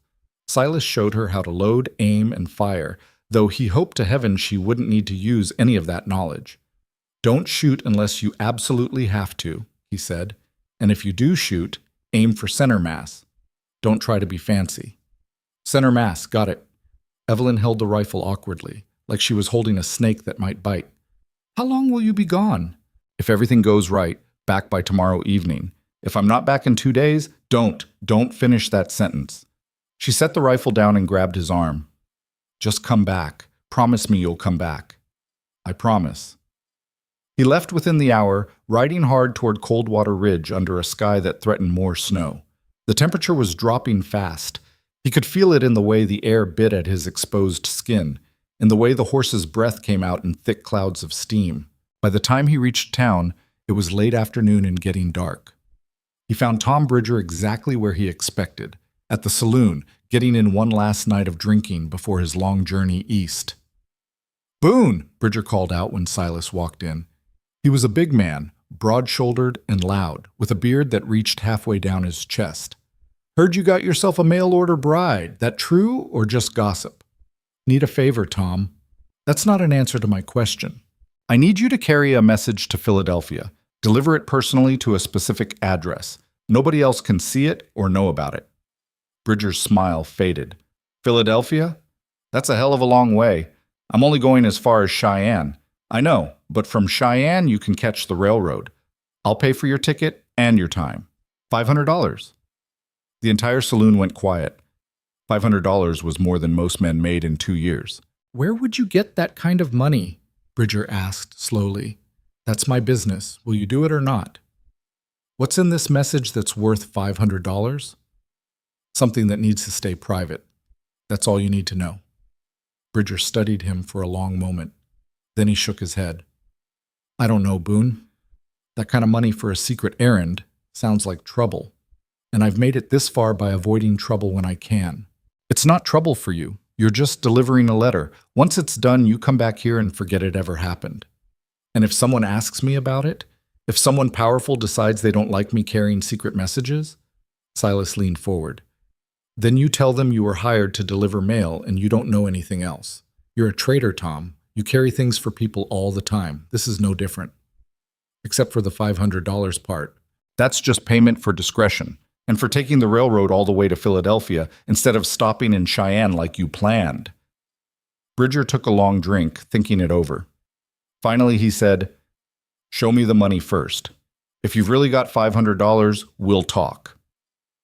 That was the problem, of course. Silas didn't have $500. He had maybe $30 in savings, plus whatever he could get for his current stock of pelts. Nowhere near enough. I don't have it yet, Silas admitted. But I can get it. How? Does it matter? It matters if you're planning to rob someone. I don't want any part of that. I'm not robbing anyone. Silas's mind was racing, trying to figure out where he could get that kind of money quickly. Give me 2 days. If I can come up with the cash, will you do it? Bridger considered. 2 days, but I'm leaving on schedule regardless. If you can't pay, I'm not waiting around. It wasn't a great answer, but it was the best Silas was going to get. He left the saloon and stood in the cold street trying to figure out his next move. $500. Where could he possibly get $500 in 2 days? The answer came to him slowly, and he hated it immediately. There was one thing he owned that was worth that much. One piece of land he'd been holding on to for years, planning to do something with it eventually, but never quite getting around to it. The plot down by the river where Martha and the baby were buried. It was good land, flat, near water, perfect for building. He'd bought it years ago thinking maybe they'd move the cabin down there, build something bigger. That plan had died along with his wife, but he'd never sold the property. Couldn't bring himself to. Now he was going to have to. The land office was closed by the time Silas got there, but he knew where the clerk lived. He knocked on the door until a tired-looking man in suspenders answered. "Boone, what the hell do you want at this hour?" "Need to sell some property. Tonight." "The office doesn't open until—" "I know when the office opens. I'm asking you to make an exception. I'll pay you $50 to process the paperwork right now." The clerk's eyes widened. $50? Right now, cash. You open up that office, find me a buyer, and handle the sale tonight. That $50 is yours. Why the rush? That's my business. The clerk thought about it for maybe 5 seconds. All right, give me 20 minutes to get dressed and find my keys. By midnight, Silas had sold 20 acres of riverfront property for $550, less than it was worth, but the buyer knew he was desperate and negotiated accordingly. Silas paid the clerk his $50, put $500 in his pocket for Bridger, and walked out of that office feeling like he'd just cut off his own arm. That land was the last piece of Martha he had, the last connection to the life they'd planned together, and he'd just sold it to help a woman he'd known for barely a month. Part of him wondered if he'd lost his mind. The rest of him knew that sometimes you had to let go of the past to build something new, even if it hurt, even if it felt wrong. He found Bridger the next morning at the general store, loading supplies for his journey. "I've got your money," Silas said, pulling out the cash. Bridger's eyebrows shot up. "You actually did it." "I actually did it. Now will you take the message?" "Let me see the letter first." Silas pulled out the envelope Evelyn had given him. It was sealed with wax and addressed in her careful handwriting to Theodore Hartwell, attorney at law, with an address in Philadelphia. Bridger turned it over in his hands. "What's in it?" "I don't know. And you don't need to know either. Just deliver it to that address. Hand it to Hartwell personally. Tell him it's from someone who needs his help urgently. Then leave and come back here." "That's it?" "That's it." Bridger pocketed the money in the letter. "All right. But if this comes back on me, if someone asks questions I can't answer, I'm telling them everything." "Fair enough." They shook hands, and Silas watched Bridger ride out of town heading east, carrying with him Evelyn's last desperate attempt to reclaim her life. The ride back to the cabin was brutal. The snow Silas had felt threatening yesterday finally arrived, thick, heavy flakes that cut visibility to almost nothing. The temperature dropped so fast his beard frosted over within minutes. The horse struggled through drifts that got deeper with every mile.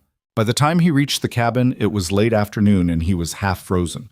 The door was barred from the inside. "Evelyn," he called, pounding on the wood. "It's me. Open up." For a terrible moment, nothing happened.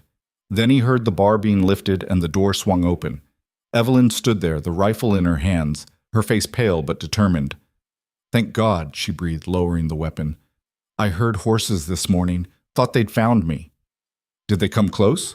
"Close enough that I could hear them talking. They passed by about 200 yards north.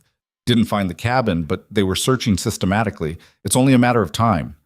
Silas stepped inside and barred the door behind him. The cabin was warm. Evelyn had kept the fire going, but he could see the strain on her face. She'd been terrified, alone, listening to Victor's men hunting for her. "Did you find Bridger?" she asked. "I found him. Paid him. He left this morning with your letter." "How long until he reaches Philadelphia?" "Week, maybe 10 days if the weather's bad. Then however long it takes to locate Hartwell and get a response." "So we wait." "We wait." Evelyn set the rifle down carefully, then surprised him by walking straight into his arms. She didn't cry this time, just held on to him like he was the only solid thing in a world that kept shifting under her feet. "I thought you might not come back," she said into his chest. "Thought maybe you'd decided it was too much risk, that I was too much risk. I promised I'd come back. People break promises." "I don't." She pulled back just enough to look up at him. "Where did you get $500? You said you didn't have that kind of money."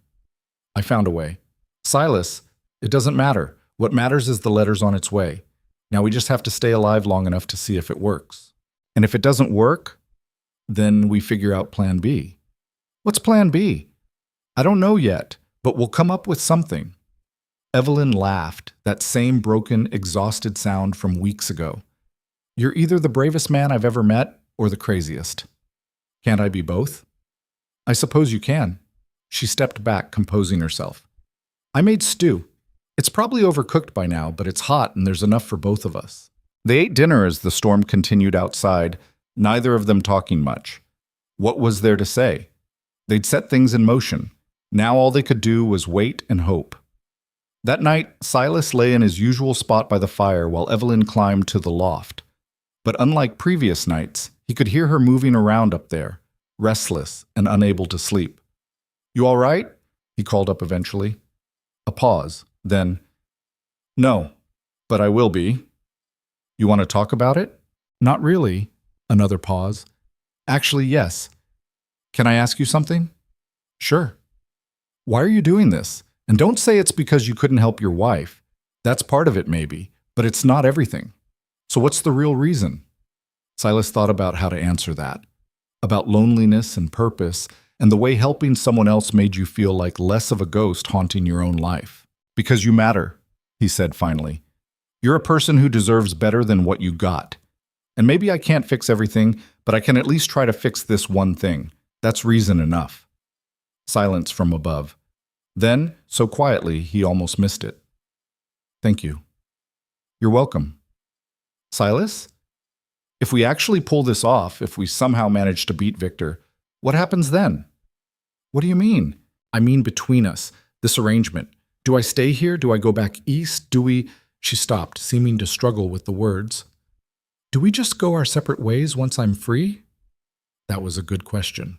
One Silas hadn't let himself think about too much because the answer scared him more than he wanted to admit. I guess that's up to you, he said. You'll have your money back, your freedom. You can do whatever you want, go wherever you want. That's not an answer? It's the only one I've got. More silence. Then, what if I wanted to stay? Silas's heart did something complicated in his chest. Then you'd stay. Just like that? Just like that. Even though this started as a business arrangement, even though you barely know me, I know enough. And whatever this started as, it's become something different, at least for me. He could hear her moving, sitting up in the loft. What's it become? I don't know, but it's more than business. More than just helping someone in trouble. You've been here a month and this cabin already feels different, less empty, less like I'm just waiting around to die. So yeah, if you wanted to stay, I'd want you to stay. But that's your choice to make, not mine. The silence stretched out so long, Silas thought maybe the conversation was over. Then he heard her climb down the ladder. She appeared at the bottom in the nightgown he'd given her, one of his old shirts, actually, hanging down to her knees. She walked over to where he was lying by the fire and sat down next to him, pulling a blanket around her shoulders. I'm scared, she said. Of what? Of hoping. Of believing this might actually work. Of thinking that maybe I could have something good again after everything that's happened. Because every time I've let myself hope for something, it gets taken away. And I don't know if I can survive that happening again. Silas sat up so they were level with each other. I can't promise nothing bad will happen. Can't promise Victor won't find a way to hurt us anyway. But I can promise I'm not going to abandon you. Whatever comes, we'll face it together. That good enough? Evelyn looked at him, really looked at him, studying his face like she was trying to memorize every detail. Then she leaned forward and kissed him. It wasn't passionate or desperate. It was soft and tentative and carried the weight of too many complicated feelings to name. When she pulled back, her eyes were bright with unshed tears. That's good enough, she whispered. They sat there by the fire until the logs burned down to embers, not talking, just existing in the same space. Eventually, Evelyn's head drooped onto his shoulder and her breathing evened out into sleep. Silas stayed awake, listening to the storm and thinking about all the ways this could go wrong, about Victor Ashcombe and his money and power, about federal warrants and corrupt judges, about two people trying to fight a system designed to crush anyone who challenged it. The smart thing would be to give up, take whatever money Evelyn had left and run somewhere even more remote. Canada, maybe. Somewhere Victor's reach couldn't extend. But running meant spending the rest of their lives looking over their shoulders, meant letting Victor win, meant accepting that some people were just too powerful to fight, And Silas had never been good at accepting things. So they'd fight. They'd use whatever resources they had: truth, geography, sheer stubborn refusal to quit. And they'd make Victor Ashcombe realize that money and power didn't mean as much in the Wyoming wilderness as they did in Philadelphia. Or they'd fail and lose everything. Either way, at least they'd fail trying. Outside, the wind howled through the mountains like a living thing. Inside, two people who'd been strangers a month ago held on to each other and hoped that tomorrow would be kinder than yesterday. It probably wouldn't be, but hope was all they had left, so they held on to it anyway. The waiting was worse than the running had ever been. Days crawled past with agonizing slowness. Every morning, Silas checked the horizon for riders. Every evening, Evelyn stood at the window watching shadows lengthen across the snow, waiting for the moment when Victor's men would finally find them. The tension wound tighter with each passing hour until the cabin felt like a powder keg waiting for a spark. They tried to maintain routines. Silas checked his trap lines, though he took the rifle now and kept looking over his shoulder. Evelyn cooked and cleaned and organized, channeling her anxiety into productivity. But underneath the surface normalcy, they both knew they were living on borrowed time. A week after Bridger left, the first real test came. Silas was splitting firewood behind the cabin when he heard horses. Not close, but close enough. He dropped the axe and moved to where he could see without being seen. 5 riders this time. They'd brought a tracker. Silas could tell by the way one man kept dismounting to examine the ground, reading signs invisible to untrained eyes. They were moving methodically up the valley, checking every structure, every possible hiding place, and they were heading straight for the cabin. Silas ran inside. "They're coming. Maybe 20 minutes out." Evelyn's face went white, but she didn't freeze. "The cave? No time. They've got a tracker. He'll see our prints in the snow. Follow them right to it." Silas was already moving, thinking fast. "We need to make them think nobody's here. Make them search and leave." "How?" "There's smoke from the chimney. Fresh footprints. They'll know someone's been here recently. Not if it looks like I'm out checking traps and you don't exist." He grabbed her coat. "Put this on. We're going to the root cellar." The root cellar was a small dugout behind the cabin, built into the hillside for storing vegetables and meat through the winter. It was cold, dark, and barely large enough for one person, let alone 2. Silas opened the heavy wooden door and helped Evelyn climb down. The space inside was cramped and smelled of earth and old potatoes. "Stay quiet no matter what you hear," he said. "I'll deal with them." "What if they hurt you?" "They won't." He hoped that was true. "Just stay down here until I come get you." He closed the door and piled snow over it, obscuring the outline.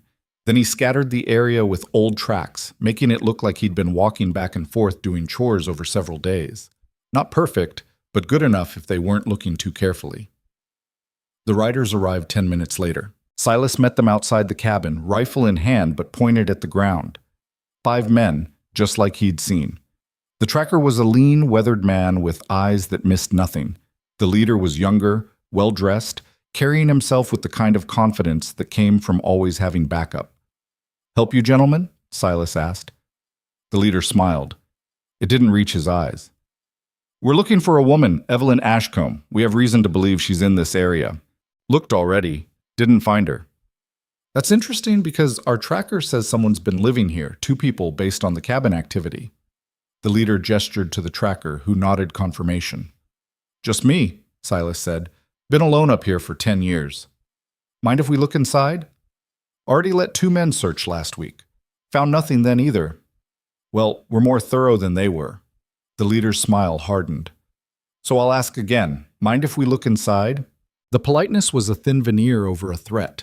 Silas could refuse, but that would only make them more suspicious. Better to let them look and find nothing. "Suit yourself." 3 of the men dismounted and pushed past him into the cabin. Silas stayed outside with the leader and tracker, watching them watch him. "You're Silas Boone," the leader said. It wasn't a question. "That's right. The mountain hermit, the one who ordered a mail-order bride from the Boston Marriage Bureau. News travels fast. When a man's paying attention, yes it does." The leader pulled out a cigarette and lit it, taking his time. "Here's what I think happened. You ordered a bride. She arrived. Maybe she was exactly what you wanted. Maybe she wasn't. Either way, you took her up here to your cabin. and now you're protecting her because you think it's the noble thing to do. That's a nice story. It's the truth. And here's another truth. The woman you're protecting is a criminal. She stole $30,000 from her husband, a respected businessman, and she's been running from the law ever since. If you're harboring her, you're committing a federal crime.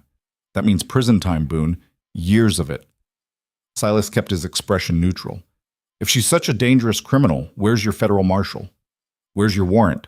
Being processed. Should arrive any day now. And when it does, anyone helping her will be arrested alongside her. I'm giving you a chance to avoid that. Tell us where she is and we'll forget you were ever involved. Can't tell you where someone is when I don't know myself. The leader's jaw tightened. You're making a mistake. Wouldn't be the first time. The men emerged from the cabin, shaking their heads. Nothing. One person's worth of supplies. No women's clothing. No sign anyone else has been here.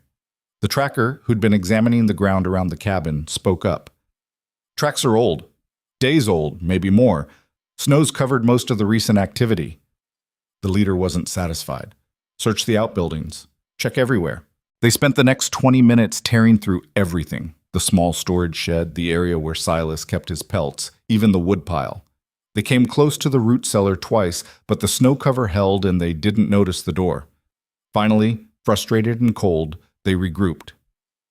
She's here somewhere, the leader said. I know she is. Maybe not in this cabin, but close. And we're going to find her. Good luck with that, Silas said. Mountains are big. Easy to get lost if you don't know what you're doing. Is that a threat? It's advice. Men die up here every winter, usually the ones who don't respect the terrain. The leader stepped closer, lowering his voice. Let me make something clear. Victor Ashcombe is a powerful man with extensive resources. He will find his wife, and when he does, everyone who helped her will wish they hadn't, including you. I'll keep that in mind. You do that. The leader turned to his men. Let's go. We'll search the surrounding area.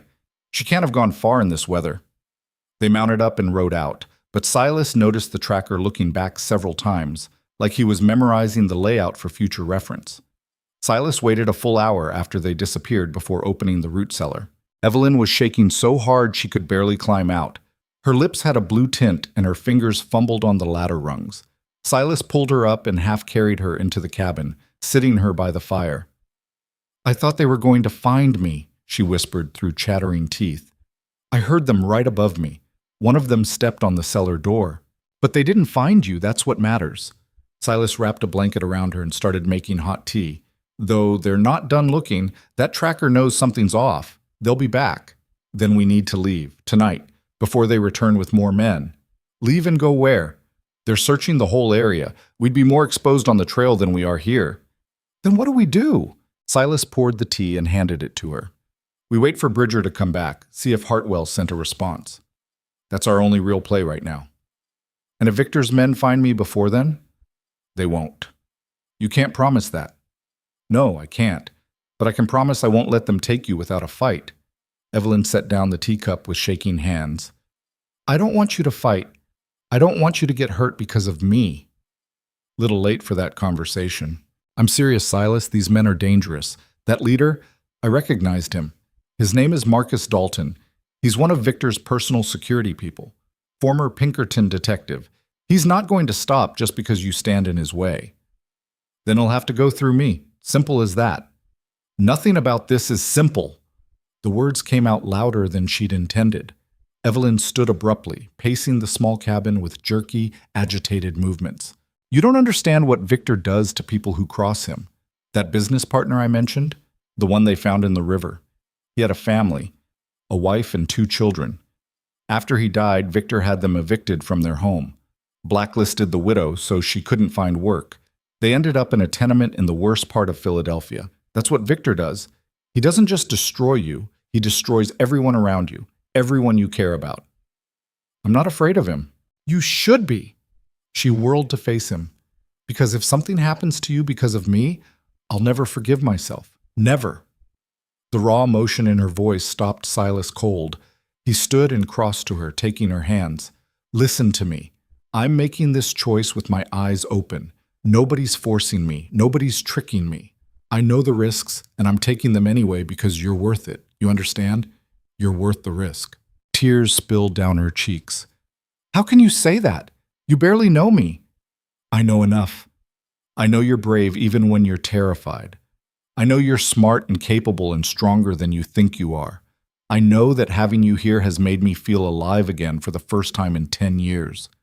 That's enough. She pulled her hands free and wrapped her arms around herself. This is insane. All of it. A month ago, I was hiding in train stations and eating from garbage bins. Now I'm in a cabin in Wyoming with a man I barely know, waiting for hired killers to drag me back to a husband who wants to destroy me. How did my life become this? One bad decision followed by another, Silas said. Same as everyone else. Difference is, you're trying to fix it instead of giving up. What if I can't fix it? What if there is no fixing it? Then at least you tried. That counts for something. Evelyn laughed bitterly. Does it? Because from where I'm standing, trying just seems to make things worse. Every move I make, Victor counters. Every place I hide, he finds. Every person who tries to help me ends up in danger. Maybe the smart thing would be to just... She stopped. Just what? Just turn myself in, go back to him, accept that this is my life, and stop fighting it. You don't mean that. Don't I? She looked at him with eyes full of exhaustion and defeat. At least then you'd be safe. The cabin would be safe. Victor would get what he wants and leave everyone else alone. And you'd spend the rest of your life married to a man who beats you, who controls every aspect of your existence, who's already proven he'll kill you before he lets you go. Maybe, but at least it would be my life he's destroying, not yours. Silas grabbed her shoulders, forcing her to look at him. Stop it. Stop trying to sacrifice yourself like that's some kind of noble solution. It's not. It's just giving up with extra steps. I'm trying to protect you. I don't need protecting. What I need is for you to keep fighting, keep believing there's a way out of this. Because the moment you stop believing that, we've already lost. I'm tired, Silas. I'm so tired of fighting. I know, but you don't have to fight alone anymore. That's what you keep forgetting. We're in this together now. Your problems are my problems. Your fight is my fight. So stop trying to shoulder everything yourself. She stared at him for a long moment. Then, slowly, she nodded. All right, I'll keep fighting, but if things go wrong, if Victor wins, I need you to promise me something. What? Promise me you'll let me go. Don't throw your life away trying to protect me. If it comes down to a choice between my freedom and your survival, choose survival. Promise me. I can't promise that. Silas, I said I can't promise that, because if it comes down to that choice, I'm choosing to fight. Every time. That's who I am. Evelyn looked like she wanted to argue more, but something in his expression must have told her it would be useless. Instead, she just leaned forward until her forehead rested against his chest. You're an impossible man, she said quietly. So I've been told. They stood there like that until the fire burned low and the cabin grew cold. Then they rebuilt the fire together and made dinner together and pretended that everything was normal and fine and not balanced on a knife's edge. The next 3 days were the longest of Silas's life. They maintained their routines, but everything felt wrong. Every sound outside made them jump. Every shadow could be a rider. Even sleeping became an exercise in anxiety. Silas would doze for an hour or two, then wake up convinced he'd heard something, then lie there straining his ears until exhaustion pulled him under again. Evelyn was worse. She barely slept at all. Silas would wake up in the middle of the night to find her sitting by the window, staring out at the darkness, the rifle across her lap. You need to sleep, he'd say. I will, soon. But soon never came. On the 4th day after Dalton's visit, Silas was checking his northern trap line when he saw something that made his blood run cold. Smoke. Multiple columns of it, rising from the valley below. They'd set up a camp. Silas rode back to the cabin as fast as the terrain allowed. He burst through the door to find Evelyn exactly where he'd left her, mending clothes by the fire. They've made camp, he said without preamble. Down in the valley. They're not leaving. They're settling in for a siege. Evelyn's needles stopped mid-stitch. How many? Can't tell from the smoke, but enough that they're confident they can search the entire area systematically. So it's over then. She set down the mending with careful precision. They'll find me eventually. It's just a matter of time.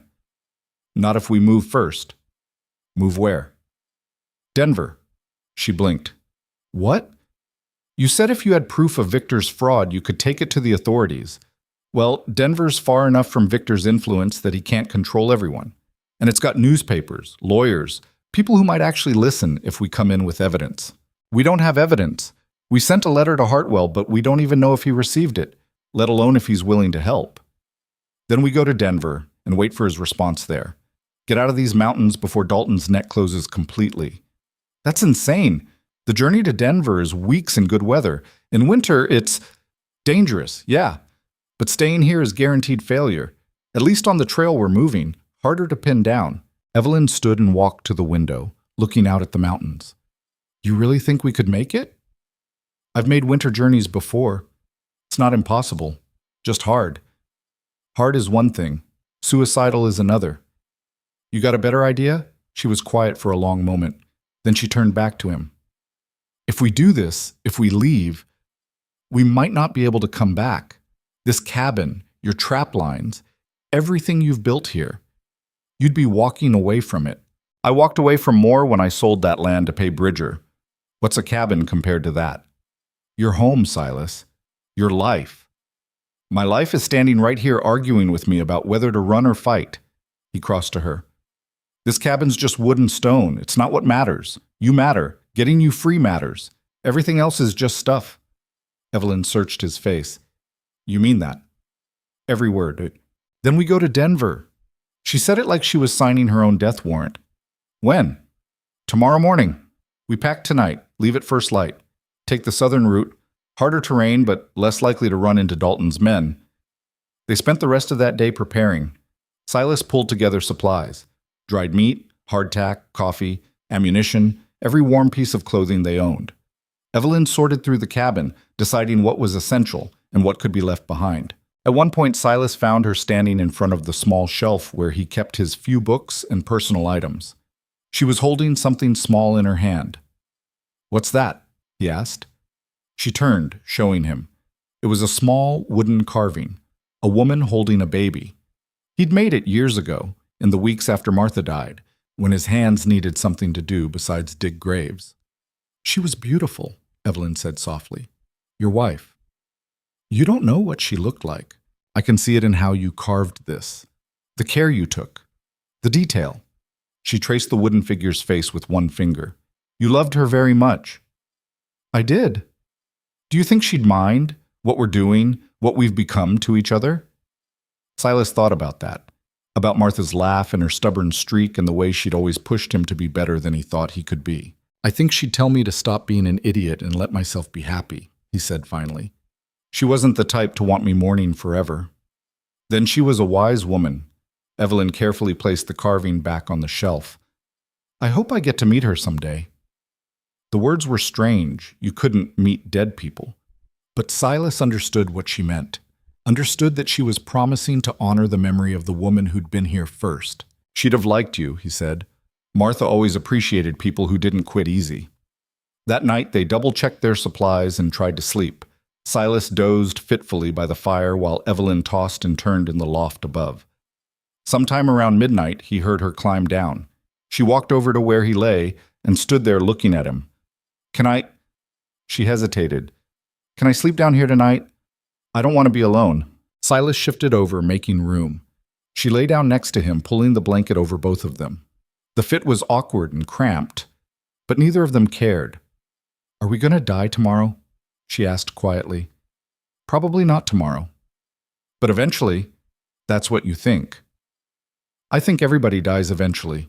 Question is what you do with the time before that happens. And what are we doing with our time?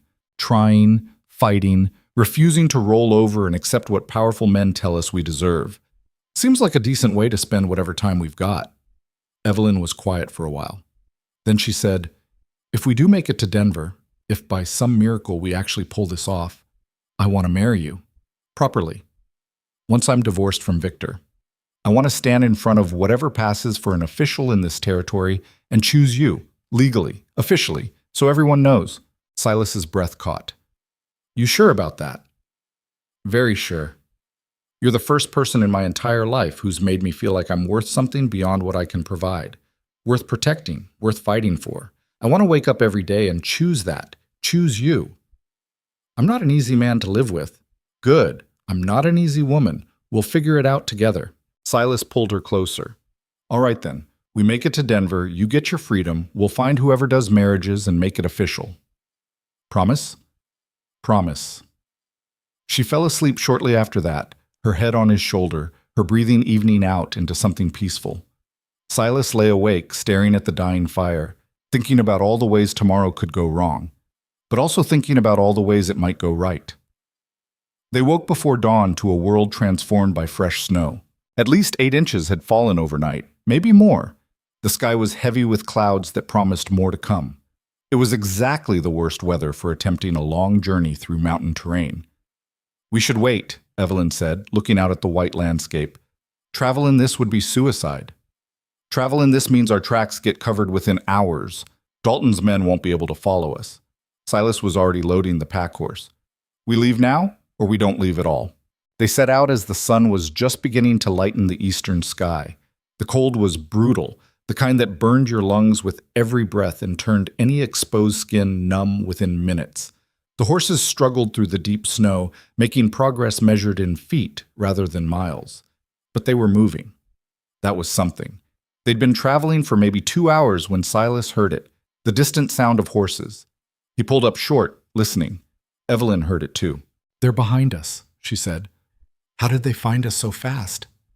Doesn't matter. We need to move faster. They pushed the horses as hard as they dared, but deep snow didn't allow for speed. The sounds behind them grew louder, closer. Silas looked around desperately, searching for options. There, a narrow canyon cutting through the rocks to their left. It would be tight, maybe too tight for horses, but it might give them cover. This way, he said, turning off the trail.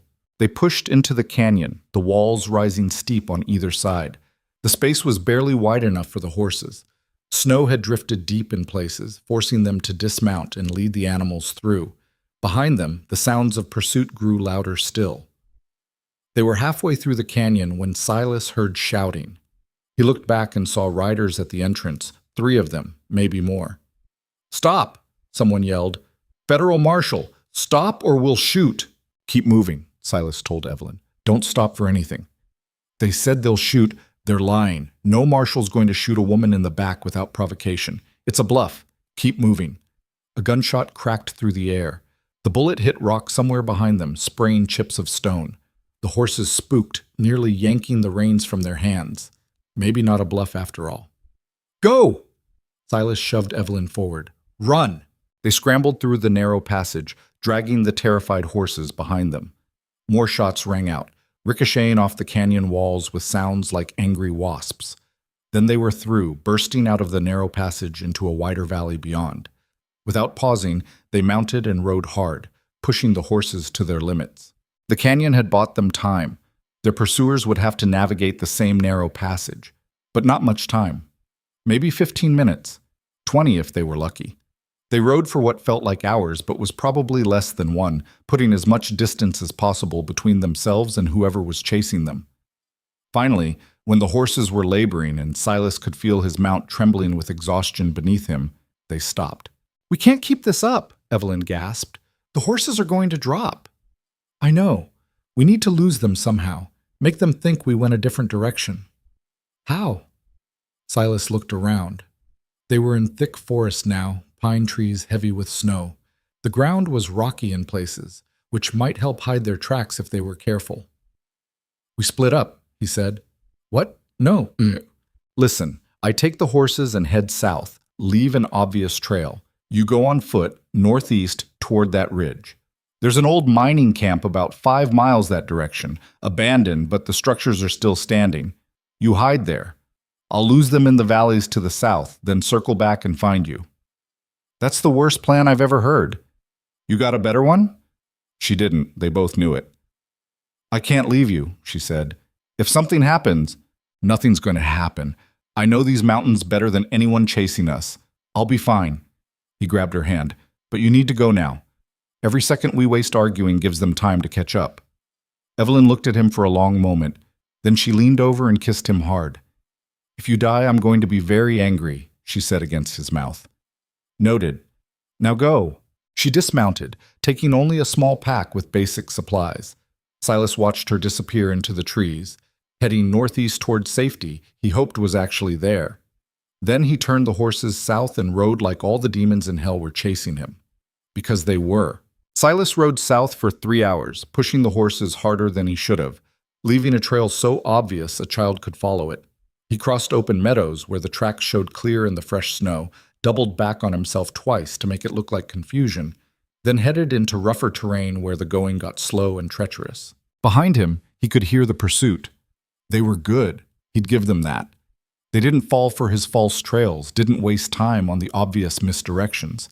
They just kept coming, relentless as winter itself. Good. That meant they were focused on him and not searching for Evelyn.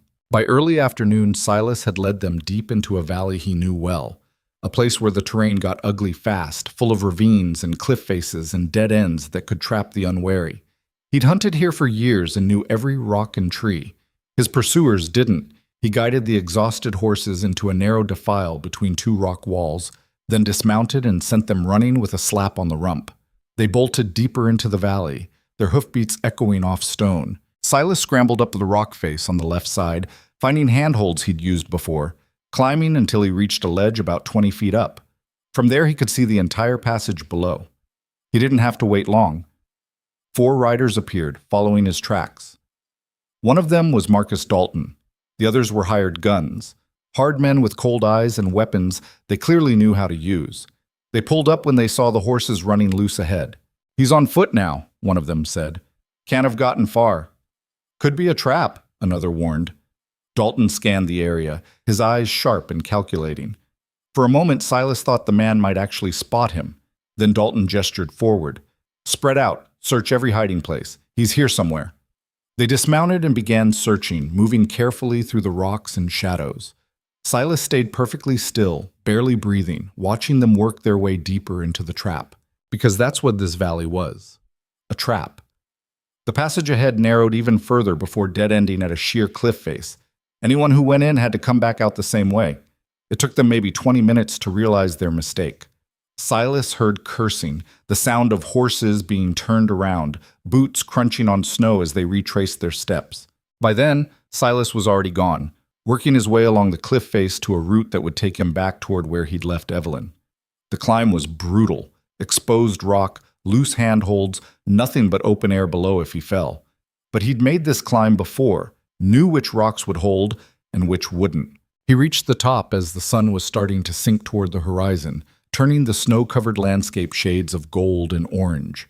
Below, he could see Dalton's men emerging from the valley, clearly frustrated and arguing among themselves. Silas didn't wait to see more. He started northeast, moving fast, pushing through exhaustion because Evelyn was alone and waiting and counting on him to come back.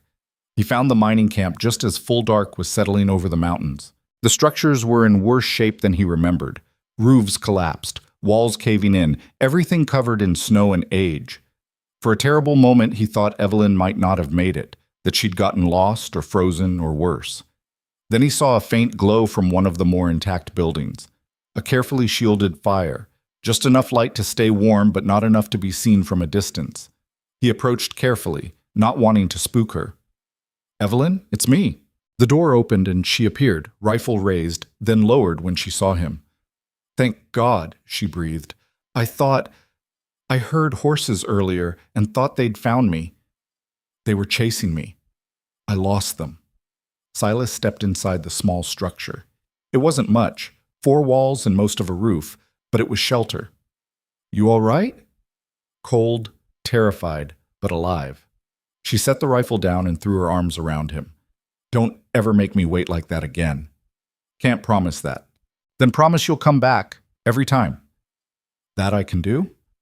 They held each other for a moment, then set about making the space livable. The fire was tiny, just enough to keep from freezing, but it would have to be enough. They had limited supplies and no horses. The journey to Denver just got a lot harder. "What do we do now?" Evelyn asked as they huddled close to the small flames. "We're on foot. We have maybe 3 days of food, and Dalton's men are still out there searching. We rest tonight. Tomorrow we start walking. Keep northeast, stay in the trees where tracks are harder to follow. It'll take longer, but will be harder to find. How long? To Denver? 2 weeks on foot, maybe 3 in this weather. Evelyn was quiet for a moment. We're not going to make it, are we? Don't talk like that. I'm being realistic. We're exhausted, undersupplied, and being hunted by professionals. The odds don't matter. What matters is we keep moving forward, one step at a time. That's all we can do. She looked at him, her face hollowed out by shadows and firelight. Why are you so stubborn about this? Because giving up is easy. Anybody can give up. It takes actual courage to keep fighting when the odds are against you. Or it's just stupidity. Maybe, but I'd rather be stupid and trying than smart and defeated. Despite everything, Evelyn smiled. You're impossible. You keep saying that. Because it keeps being true. They slept in shifts that night, taking turns keeping watch and feeding the fire. When it was Silas's turn to sleep, he dreamed of Martha and the baby, but for the first time in 10 years, they weren't sad dreams. Martha was smiling, holding the baby, and when Silas tried to apologize for moving on, for letting Evelyn into his heart, Martha just shook her head. Don't be stupid, Dream Martha said. You think I wanted you to be alone forever? Go live your life. We're fine here. He woke to gray pre-dawn light, and Evelyn shaking his shoulder. Someone's coming, she whispered. Silas was instantly alert, reaching for his rifle. He could hear it too, the sound of a horse moving through the snow, getting closer. They positioned themselves on either side of the door, weapons ready. The hoofbeats stopped just outside. Then a familiar voice called out, Boone? You in there? It's Tom Bridger. Silas lowered his rifle and opened the door. Sure enough, there was Bridger on his horse, looking half-frozen and extremely annoyed. How did you find us? Silas asked. Tracked you from the cabin, followed your trail south, then figured you'd circle back to this old camp. I've known you too long, Boone. You're predictable. Bridger dismounted stiffly. Also, there's a bunch of very angry men searching the valleys looking for you two. Care to explain why I rode all the way back from Cheyenne to find you running from what looks like a small army? It's complicated. I've got time. Bridger's eyes shifted to Evelyn. You must be the mail-order bride everyone's talking about, the one that's supposedly a wanted criminal. That's not true, Evelyn said. My husband. Save it. I don't care if you're wanted in every state from here to Massachusetts. Boone paid me to deliver a letter, and I delivered it. Now I'm going to tell you what happened when I did, and then you're going to decide what comes next. They moved inside the small structure. Bridger pulled out a package wrapped in oilcloth and handed it to Evelyn. Theodore Hartwell sends his regards. Also sends these copies of your father's will, the trust documents, and bank records showing where your husband moved the money. Everything you need to prove fraud. Evelyn's hands shook as she opened the package. Inside were official-looking documents, letters, and bank statements. Hartwell said to tell you he's sorry, Bridger continued. Said he suspected something was wrong, but your husband threatened his family if he interfered. He's been sitting on this evidence for months, waiting for a chance to use it without getting himself killed. He's willing to testify?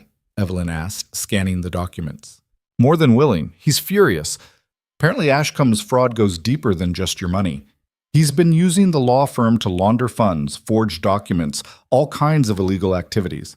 Hartwell's ready to bring the whole operation down, but he needs you alive to do it. Victor will never let that happen, Evelyn said. He'll kill us before we can reach anyone who matters. That's where it gets interesting. Bridger pulled out a newspaper from his pack. This arrived in Cheyenne 2 days ago, front page of the Denver Post. He unfolded it. The headline read, Philadelphia Railroad Baron under investigation for fraud. Evelyn grabbed the paper, reading quickly. Hartwell didn't just send me back with documents. He sent copies to every major newspaper west of the Mississippi. Telegraphed editors, provided evidence, the whole thing. The story broke 3 days ago, and it's spreading fast. Victor Ashcombe's empire is collapsing. But he's still powerful, Evelyn said.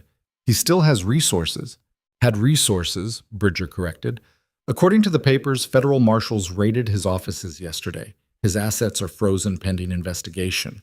The men hunting you? They're not getting paid anymore. Most of them will give up once they realize the money's gone.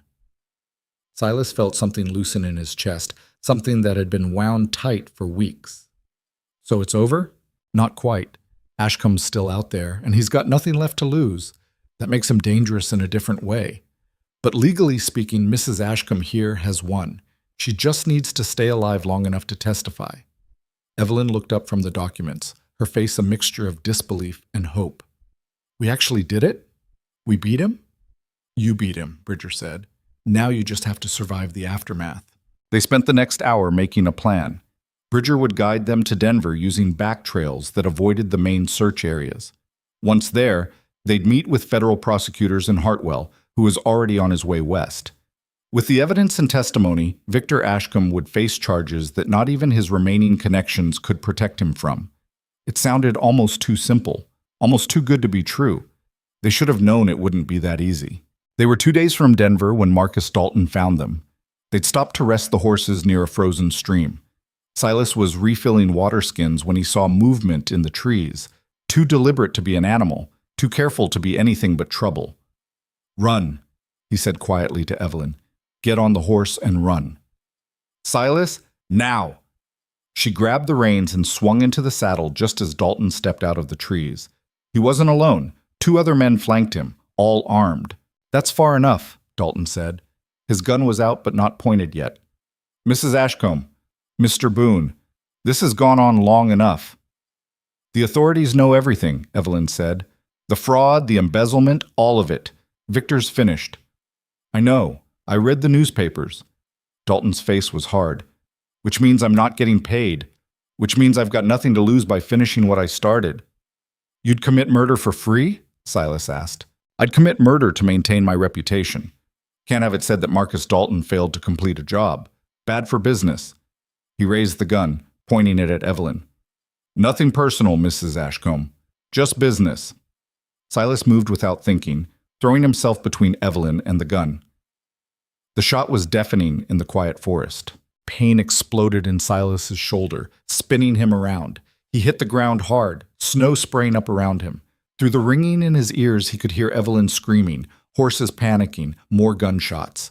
Then Tom Bridger was there, rifle blazing, driving Dalton and his men back into the trees. The fight was brief and vicious. More shots, someone crying out in pain, then silence. Silas tried to sit up, but his left arm wouldn't work right. Blood was spreading across his shirt, warm against the cold air. Evelyn dropped to her knees beside him. Don't you dare die! Don't you dare! Wasn't planning on it, Silas managed. The pain was incredible, like someone had shoved a hot poker through his shoulder. Is Dalton dead? Bridger said grimly, walking over. He was holding his rifle and looked shaken. Him and one of his men, the third one, ran. We should move before he comes back with reinforcements. Can he move? Evelyn asked. I can move, Silas grunted. With Evelyn's help, he struggled to his feet. The world tilted, but he stayed upright through sheer stubbornness. They rode for Denver that same day, Silas slumped in the saddle with Evelyn holding him upright. The last 2 days were a blur of pain and exhaustion, and Evelyn's voice telling him to hold on, just hold on a little longer. He woke up in a clean bed in a Denver boarding house with no memory of how he got there. Evelyn sat in a chair beside the bed, reading a newspaper. When she saw him awake, she set it down and took his hand. You've been unconscious for 2 days, she said. The doctor removed the bullet. Says you'll heal, but it was close. Dalton? Dead. Bridger's being hailed as a hero for protecting us. The remaining bounty hunters scattered once word spread that there was no money. And Victor, she smiled, and there was something fierce in it. Victor is in federal custody awaiting trial. Hartwell arrived yesterday with more evidence. The prosecutors say it's the most open and shut case they've ever seen. Silas tried to process all of that. So you're free. I'm free. The marriage is being annulled. Turns out when you forge documents and steal your wife's inheritance, the courts don't look favorably on the union. I should have full access to my money within a few months. That's good. It's better than good. It's everything. She squeezed his hand. You did this. You saved me. We saved each other, Silas corrected. I just did the bleeding part. She laughed, but it came out watery. When I saw you get shot, when I thought I'd lost you, I realized something. I don't want to go back to Philadelphia. Don't want to rebuild my old life. That life is gone, and I don't miss it. What do you want? I want to go back to that cabin. I want to live in the mountains with an impossible, stubborn man who taught me that being broken doesn't mean being defeated. I want to build something new, something that's ours. Even after everything, after almost dying a dozen different ways, especially after that. She leaned forward. You asked me once what I wanted to do, keep running or fight back. Well, I fought back and I won. Now I want to choose what comes next, and I choose you, if you'll have me. Silas looked at her, this woman who'd arrived in a burlap sack with a note calling her damaged, who'd survived abuse and betrayal and a winter flight through hostile mountains.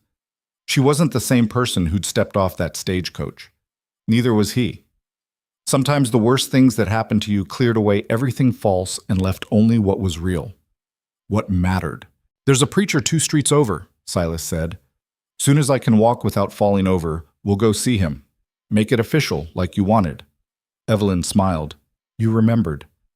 I remember everything you've said to me. Every word. That's dangerous. I've said a lot of stupid things. Haven't heard a stupid thing yet.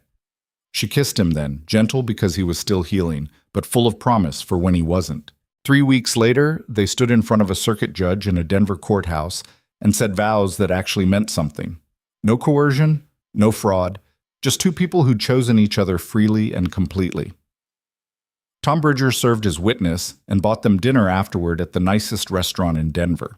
He raised a glass in toast and said, "To the most complicated mail-order bride arrangement in the history of the West.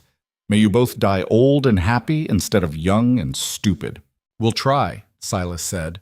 They stayed in Denver through the worst of winter, letting Silas heal and watching from a safe distance as Victor Ashcomb's trial proceeded. Hartwell testified. The evidence was presented, and in the end, Victor was convicted on 14 counts of fraud, embezzlement, and conspiracy. He was sentenced to 20 years in federal prison. The newspapers called it a victory for justice. Evelyn called it relief. "He can't hurt anyone anymore," she said, reading the verdict in the paper. "He's just a man in a cage. That's all he is now." "How does that feel?" "Strange. I spent so long being afraid of him. Now he's just gone. Not dead, but gone from my life in every way that matters." She set down the paper.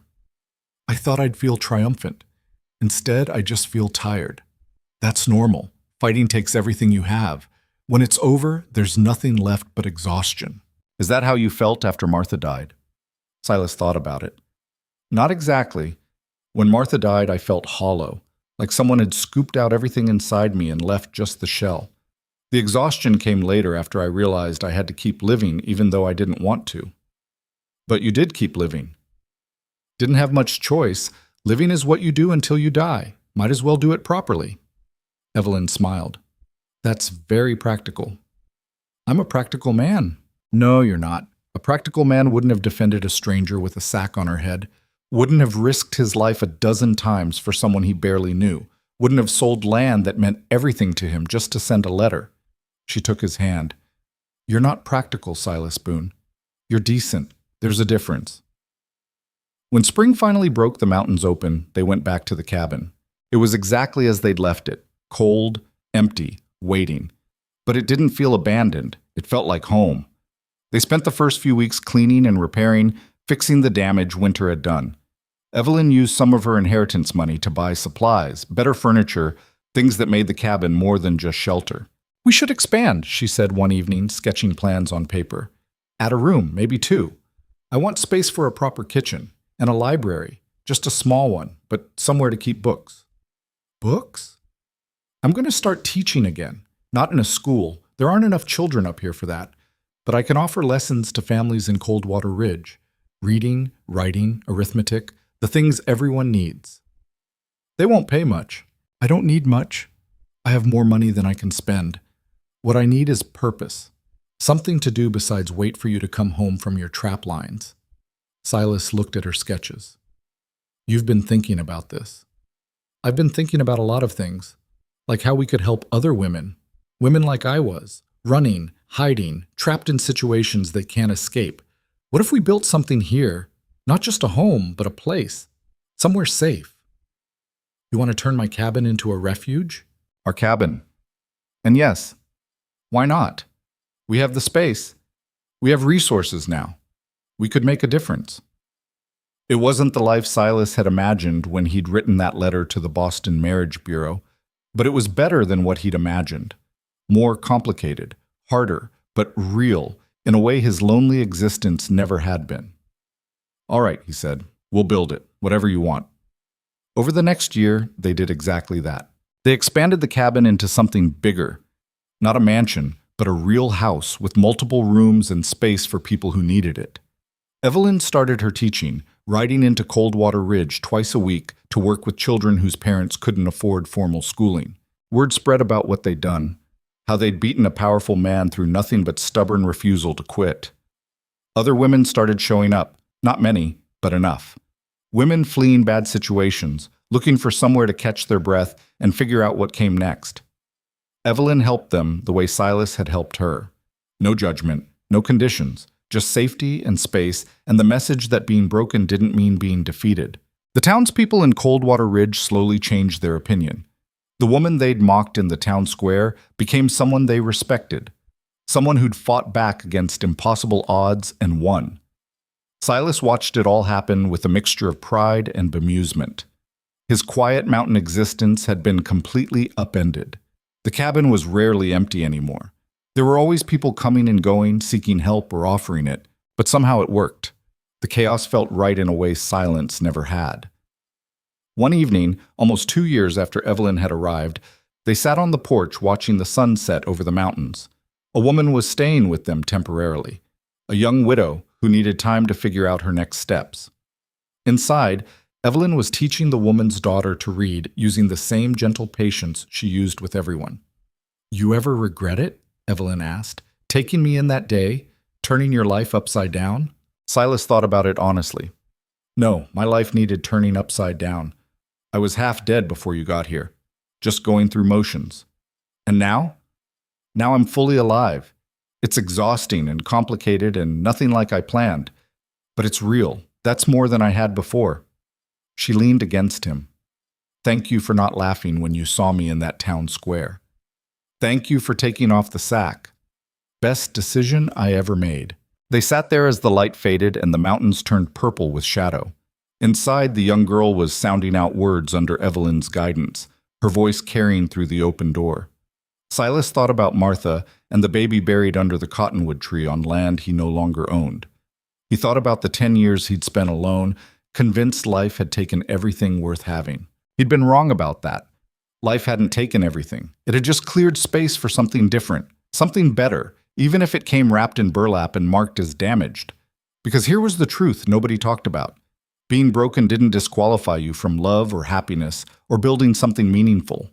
It just meant you had to work harder for it, had to choose it deliberately instead of expecting it to fall into your lap.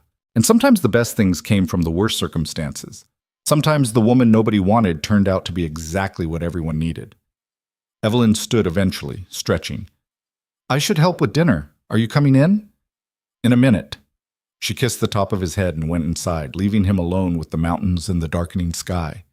Silas sat there a while longer, listening to the sounds of life and laughter coming from his cabin. His and Evelyn's cabin. Their home. It wasn't perfect. Nothing ever was.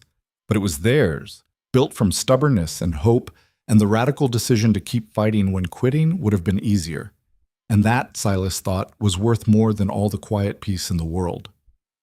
He stood finally and walked inside, closing the door on the cold mountain night, stepping into warmth and light and the beautiful chaos of a life well lived. The woman nobody wanted had found a home. The mountain man who'd given up on happiness had found it again. And together, they'd built something that would outlast them both, proof that sometimes the most damaged people could create the strongest foundations. Because healing wasn't about going back to who you were before. It was about becoming someone new, someone better, someone whole in ways you never expected. And that was enough, more than enough. It was everything.